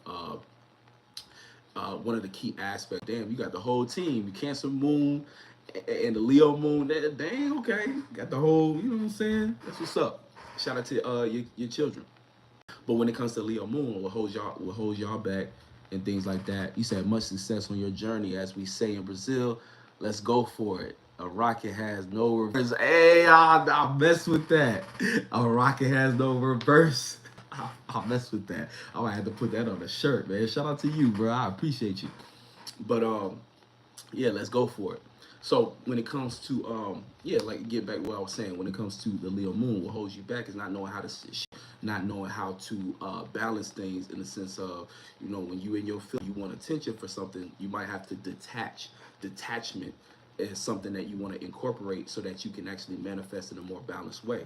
When you come, when you invest and go forward in life, because you're so fixated on how you feel about it, how you see it, you might not be able to detach further or far enough from whatever it is that you're trying to materialize to understand, relate to it in a different kind of way. Because not everything is about you, and that's the number one problem that Leo moons find themselves in. It's not always about you. So before you try to express and air something out, you have to know how to detach. And see, it makes you uncomfortable when others around you show that detachment energy. Aquarius can show that kind of cold shoulder, but sometimes it's going to require you to have a cold shoulder and not try to please everybody in order for you to get what you need done and for you to get what you trying to get out of life in the situation and manifest those things. So just keep that in mind. You got Aquarius energy to be detached, observe things in a more objective way, a more airtight way, where you're not so locked in on how you see and feel.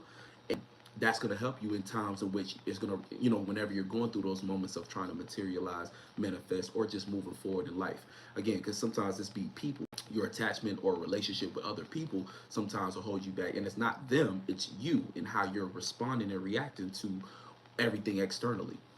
Saying so when it comes to, yeah, so that's Leo Virgo. So Virgo, you know, reacting and responding to stress and reality, what works, routine, things like that. Sometimes you're gonna have to jump into the Pisces energy when you're trying to materialize, manifest, and to move forward in life. You're gonna have to learn how to go with the flow and be more emotionally aware of what's going on with you. Because again, somehow that Virgo moon energy is very honed in on how it thinks. So you're prone to overthink, overdo things, and especially when it comes to things that you can't fix and how you feel about things that's not working or not perfect. Sometimes things have to not work in order for them to show you the way they could work. If that makes sense. It's like sometimes you have a fixated way, or you know, Earth's energy. So sometimes it's like even planning something. You know, you can have a plan step by step, but if that plan, if one thing goes wrong in that plan, all of a sudden all hell breaks loose. But you got to realize to manifest and things like that, you got to see things don't go according to plan for them to work out better. You know how they say God, man plans, God laughs. So sometimes all that planning and stuff, know how to go with the flow, because you being so stuck and rigid in a plan or a routine be the same reason why you can't move forward in life, or why it's hard to manifest. Because sometimes manifestation and things in general is like, you said all Virgos need to chill. Yeah, I feel that, bro. I feel that, man. Shit, everybody do, man. The whole world stress. But I feel you, a Virgo moon tip. You know what I'm saying? He said moon and Virgo in the 10th house. Yeah. So for you specifically, this is when it comes to area of life in your business. When you trying to get, oh, okay. So you a Sag rising or a I'm a Scorpio rising, but my 10th house is Virgo too. You know what I'm saying? You say Virgo moon here, you speaking big facts. Yeah, you know, real talk. And that's the thing, like, and this is why this is dope, because the moon, it make you feel like, because you got to think about feelings. The thing about feelings, yes, they valid to you, but in reality, fuck how you feel. You know what I'm saying? And not, you know, it's just how it is.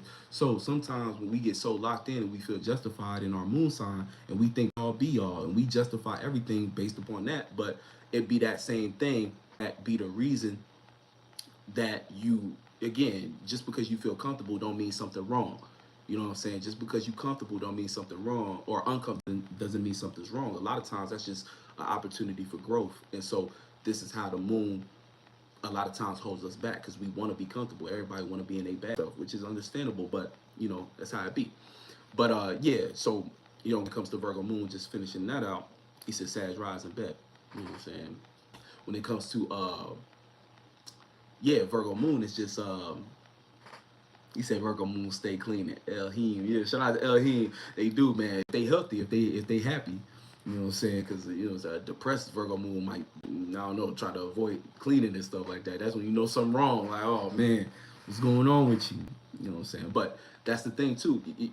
Like when it comes to in regards to this, the opposite of that being Pisces. Sometimes you gotta go with the flow. Sometimes you gotta know how to have faith with things. Like, of course, you want to when things are working and according to schedule, that's when you feel the most comfortable and you feel like you're in your bag. But sometimes just because something doesn't go in according to plan and it doesn't make sense to you right now doesn't mean that it's going wrong and that it won't work. Sometimes things have to fall apart to come together. It's like a very Piscean thing to say, but it's real talk. He said Virgo's deep in here. Virgo rising. Yeah. Hey, to y'all.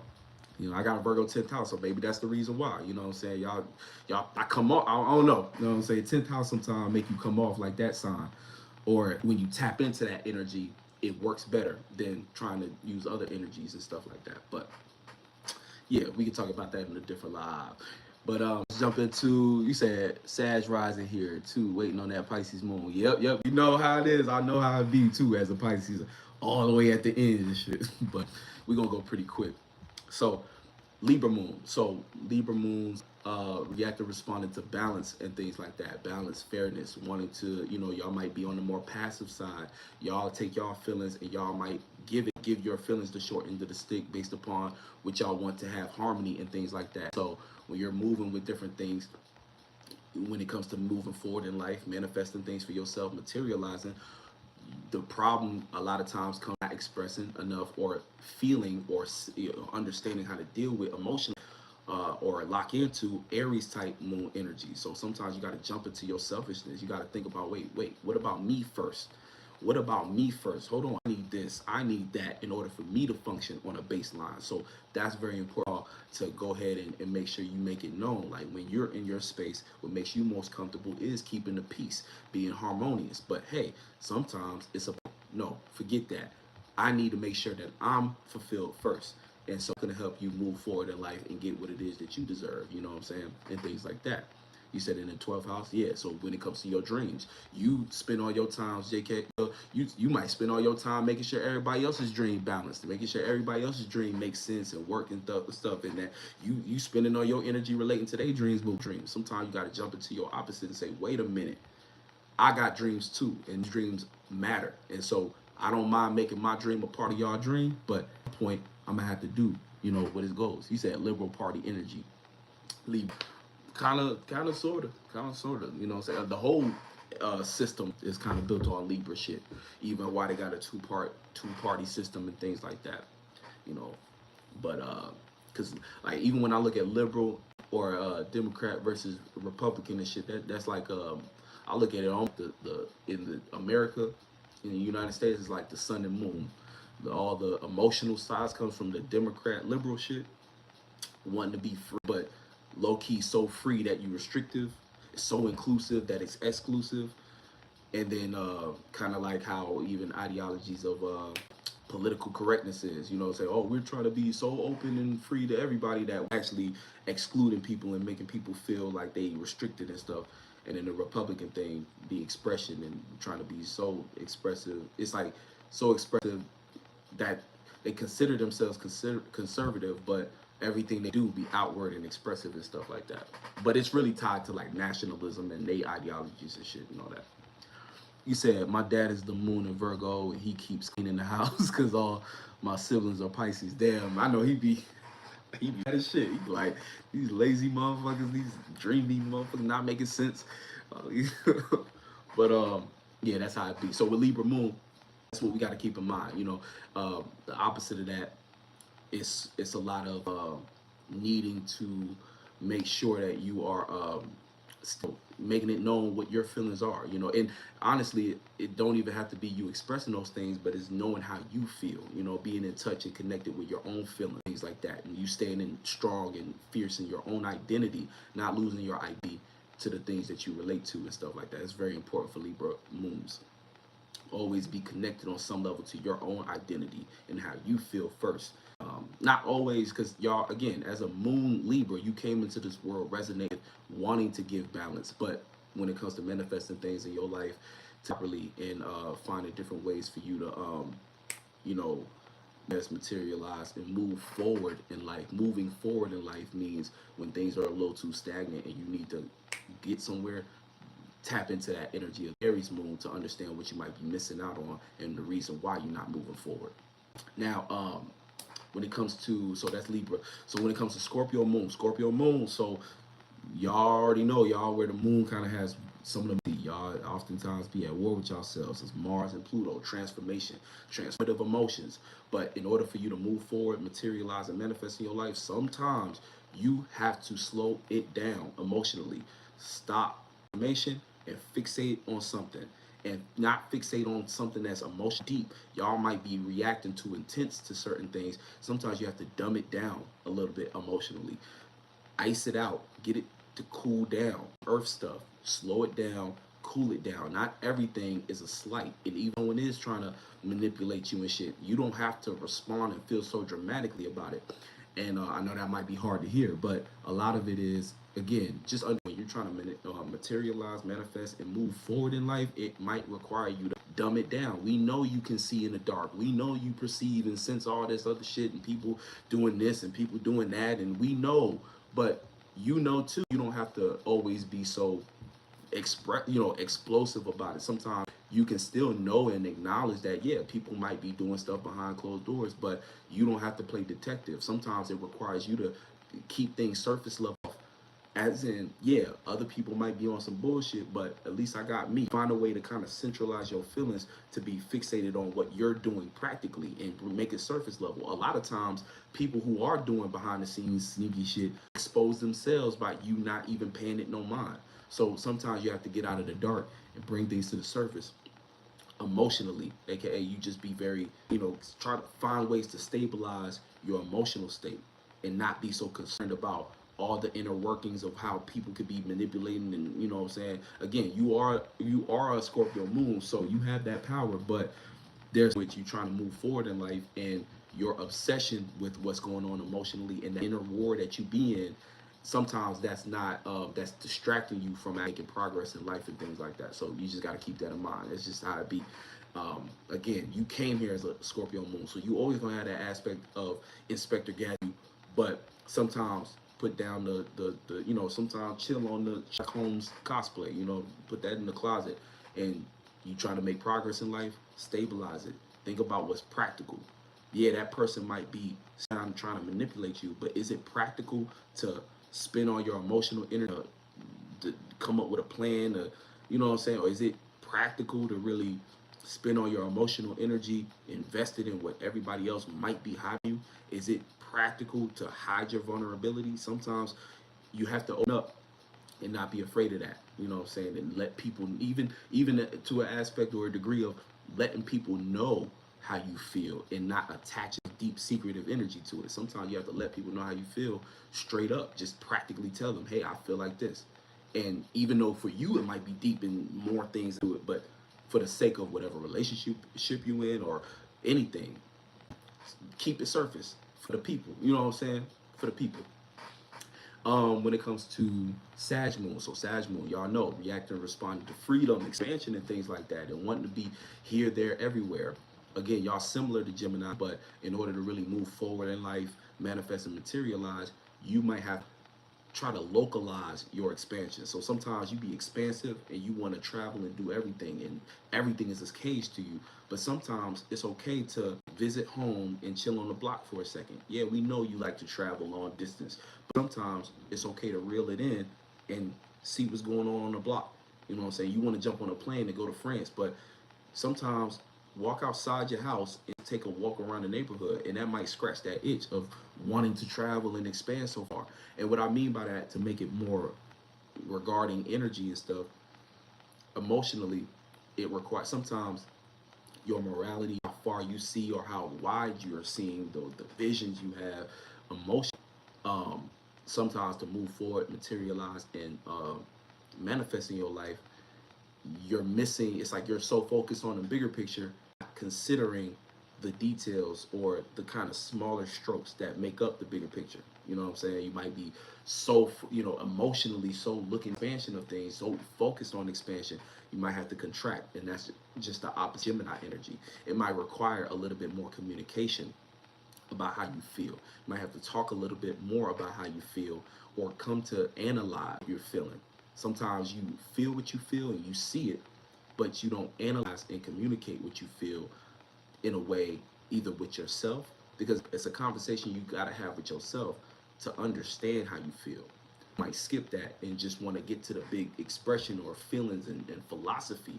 But before you get to philosophy, it's about like the little inner workings of how you understand it on a small level for Sag moons. So to manifest, materialize, move forward in life, it's about kind of understanding the Gemini aspect of the moon, which is having a conversation and localizing your expansion sometimes. You know, um, sometimes it's like this. When you're learning something, you might be so honed in on learning this and learning that, but did you understand and comprehend what you just learned? Or are you just so ready to get to the next lesson that you skimmed through it because you was excited about it more? You know what I'm saying? So make sure you comprehend what it is going on emotionally first before you expand. And you know, say sometimes because you're naturally going to be expansive, you're naturally going to be following your own compass and on some moral journey when it comes to your emotions. But sometimes when somebody say something to you or when you're trying to articulate how you feel, in order to get the most out of it, sometimes you got to understand and comprehend how you feel and how something hit you and how you receive it in order for you to have that proper balance and things. Capricorn moon. So of course your moon reacting and responding to practicality. Capricorn moon business. But sometimes you have to consider your own feelings. Sometimes you have to get into your own sensitivity if you want to materialize, manifest, and move forward in life. Sometimes you be working so hard towards something to the point where you're like, damn, why is this not working for me? Why am I not seeing results? And a lot of times it's because you've overlooked aspects that require you to kind of be more sensitive and emotionally aware or available to what's going on. Sometimes it's like you can forget that you care about something in the pursuit of working towards it, or realize that you actually is you working on, and that's why it's not materializing. It's kind of like you could be at a job for so long, you just about the bag and you thinking about survival, but you doing all that, not moving forward, and you're like, hold on, I don't even like this thing. The things that you actually do care about are being neglected because on some level you're focusing and pushing something to get worked on. You know what I'm saying? You could be pushing yourself in the wrong area, using the opposite energy of Cancer. Understand sensitive to, understand that what you actually care about. When you understand that and apply it with that Capricorn moon, you'll get a lot more results when it comes to materializing things and manifesting, because your care energy is going to be directed towards things that actually matter to you. So the effort that you put in, it's almost like you're going to be able to do less work but get more result. You feel me? So it's like kind of like that type of energy where you might be holding yourself back by being too dry. Too dry to the where you working your ass off, but you don't even care about what you're doing. And the things that you do care about, you don't realize how those things also replenish you. So there might be things you need to, tend to. You might have people in your life. You might have a family and stuff that care for you, and because you're so wrapped up in your Capricorn moon ways, you kind of low key neglect them and take it for granted. But sometimes to move forward, it might seem moving backwards to let your sensitivity make sense, and looking at that and saying, oh damn, okay, I'm actually working for my family, working for this. Sometimes you have to unravel that, allow yourself to be vulnerable and sensitive, at least with yourself, for you to understand, oh, I care about these things, building and working so hard for them and things like that. And again, you might already know that. A lot of this be stuff y'all already know, but you probably never considered why,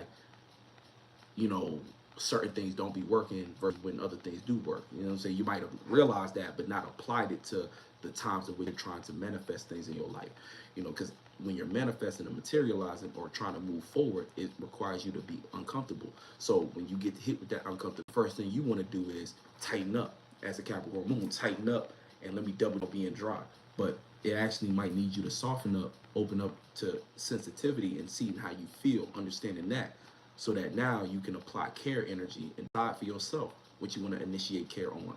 And then once you do that, that'll help ease into that new space, ease into that manifestation, ease into that materialization, to a point where it's like, oh, okay, I can allow this in my, and now let's continue to move forward. Because you're always going to be a Capricorn moon in this lifetime. Knowing your opposite is going to give you that balance to know how to deal and navigate the discomfort when you're trying to manifest. Sometimes trying to be the boss of something, you can't. You can be the boss of something on some level. To be a good boss, you also need to know what you care about. You need to know also the feelings of others and how to affect and motivate others. Being a boss don't mean shit if you can't make your employees feel like what they're working on is worth anything, or even if you don't have enough sensitivity to be able to know and sense. Like, for instance, a part of being a good manager is also being able to be aware of the emotional and mind state of who's working. You know what I'm saying? If you a manager, right? Let's say you work at a gas station. You a manager. You got two employees. One of them, you got somebody working in the back, stocking up shelves, and you got somebody at the register. But you notice that the register is emotionally flustered today. A good manager will find a way to pull that person on the register to the side and assess their mental state. If they mental, it's like a smart manager be like, hey, you switch with the person in the back and let me talk to the person that was in the register who's going through the emotional thing to understand what's going on. Hey, are you okay? And on two ends, yeah, business to run. So you need to assess whether or not this person is going to keep working for you. You need to be able to practically calculate whether or not they, do they need to be fired, need to send them home and switch them out, da da da da da.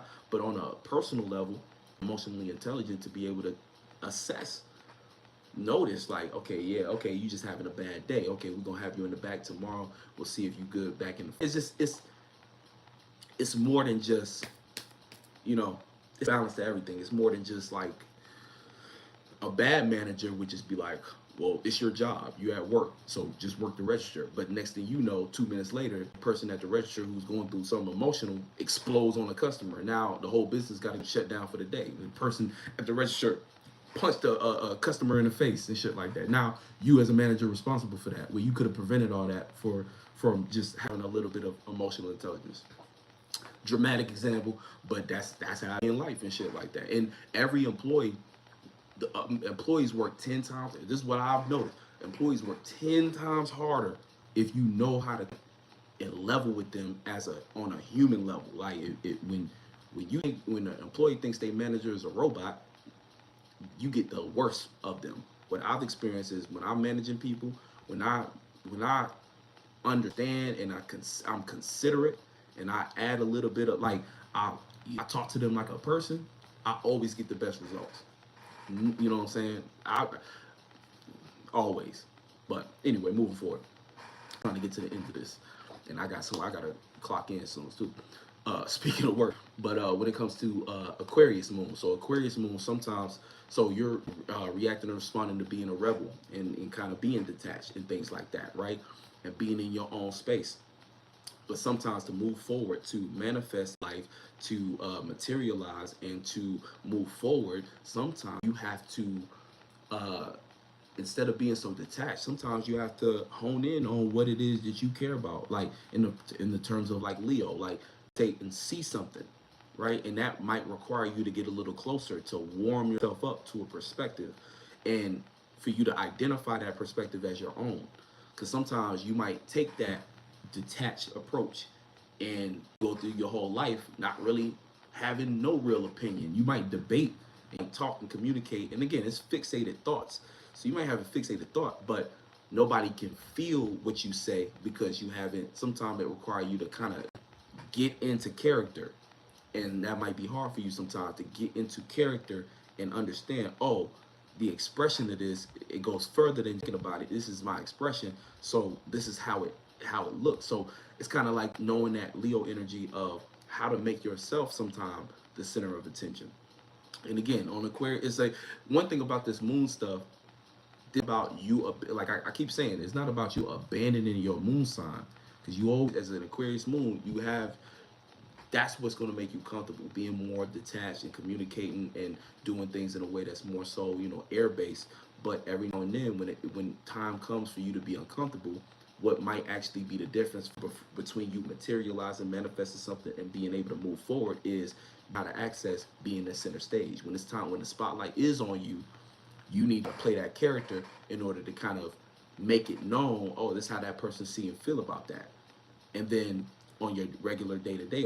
Again, you can go back to your shit because you always gonna be that, but moving forward in life might require you to add some expression, to add some warmth to something, to shed light or see something, whether within you or within others. Say you a Aquarius moon, it might require you to have vision or see something in yourself or others in order for you to properly associate or with something, to properly associate or to properly communicate. You need to be able to see things like how Leo sees it with the spotlight. And again, see yourself to be able to play that role, or to see others who you're around. Because as a Aquarius moon, who you're associated with matters, and that's where your feelings lie. But sometimes your feelings, it's like you have to hone in and make your feelings visible. Because sometimes your feelings might be overlooked by being more so detached and too air-like. So people hear you talk, but they don't feel you, or they can't see you sometimes. So that's just something to keep in mind. And last but not, Pisces moon. So if you got a Pisces moon, again, you are what makes you comfortable and what you react and respond to.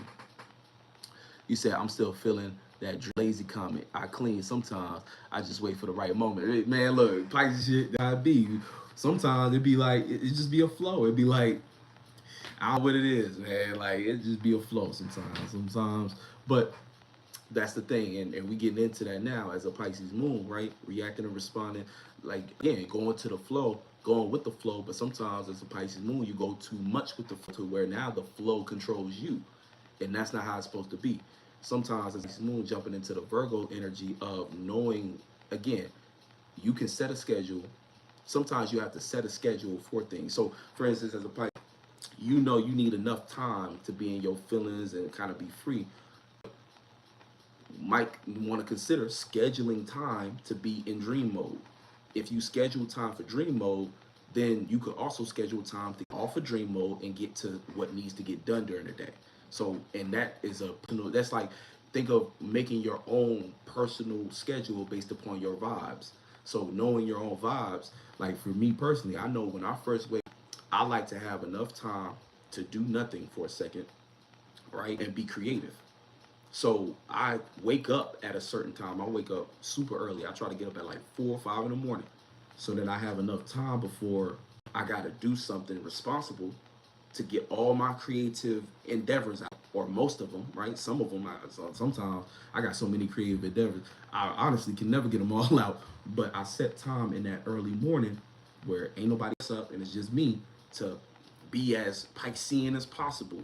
And then around 6 o'clock, I start to do my little workout. I get myself mentally for the day. I start to prepare, put myself in work mode, and then I'm out the door. I'm at boom, boom, boom, boom, boom, or however my day need to go. So again, with a Pisces moon, jumping into some form of Virgo. And see, the thing about really dope is Virgo is about consistency, practical consistency. So part of it is like Virgo is a mutable earth energy. It don't have to be the same thing every day to be consistent or a schedule. Sometimes it's just a matter of knowing that this is a responsibility on my checklist that I need to get to. So, it's not about being too strict, but sometimes even as a Pisces moon, especially in order to manifest, materialize, and move forward in life, you might have to get a little strict with whether or not your schedule is working. Because as a Pisces moon, sometimes you'll be so lost in a feeling. Like, again, you might have a day where you wake up and feel like, I don't, you got goals, you got something to do, but I feel like it.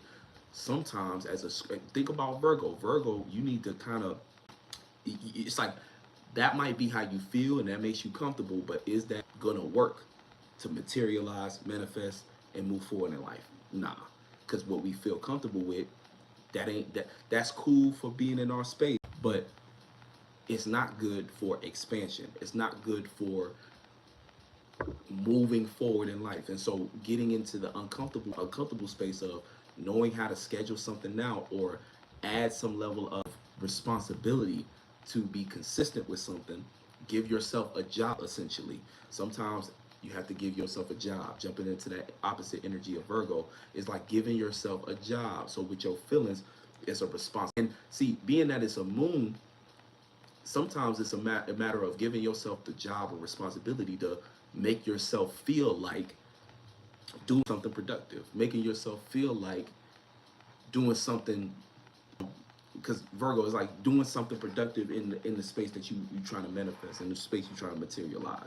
So that's kind of what it comes down to. It's just like that Pisces moon, you're always going to have that dreamy aspect and need to go with the flow, right? Because a lot of times the moon represents itself as a need. So yeah, as a Pisces moon or all the other moon signs, you need to play into that energy. So Pisces moon, you need um, emotional connection and to be free and mutable when it comes to your emotions and creativity and things like that. But there comes a time in which it's okay to add a little bit of uncomfortability in your life, and that's inevitable. It's always going to be something that changes. It's always going to be something that persists as different. So when that time comes, understand, oh wait, hold on, even though I don't like this, I don't feel good about this, instead of running away from that feel, vert full on to my moon sign and run away from it, let me understand that I feel uncomfortable because right now I might be required to do the opposite to where my moon sign is. So I might need to put some kind of structure or organization behind what's going on now, or create some kind of system that'll help me again through this uncomfortable time to get where I want to go. And sometimes we need to make ourselves to move forward in life, and that's the whole idea behind this too. To make yourself uncomfortable to move forward is okay. I might feel this way, but let me start to put my on a schedule. Let me start to line this up and stuff like that. You said I definitely lack that ritualistic structure, right? And see, sometimes it can be as what can help. I'm not gonna say simple because it's to switch your mind up, but part of it is writing it down and telling yourself, like, again, it's like you can't demonize not always being for not being a robot that can just switch off how you feel and things. But when you got goals and stuff, writing them down, and you got to hold yourself accountable enough to commit to it. Part of the key is identifying what we're not good at so that we can put focus, time, and attention and energy into getting better at that. And also deciding for ourselves why we want to do that too.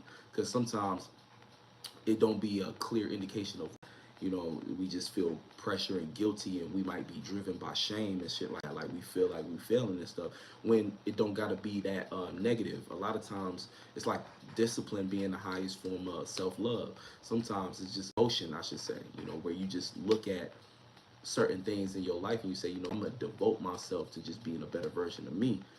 And again, like I said, I hate even saying better version of me because you are who you are, but you have power to change and direct your life.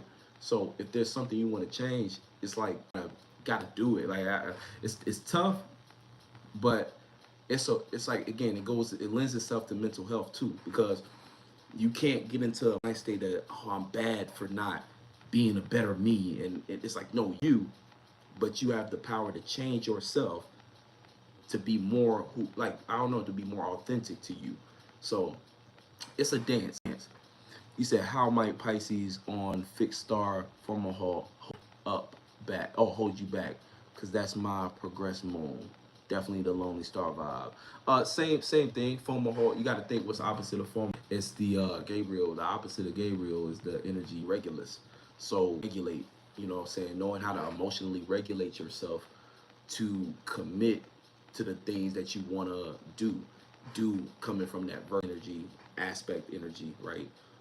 Virgo, and then it's mixed with Leo. So do is like commit on a schedule and to express, understanding the role you want to play, but creating a regulation system. So no matter what feelings you regulate it to be directed towards that character you're trying to express. You know what I'm saying?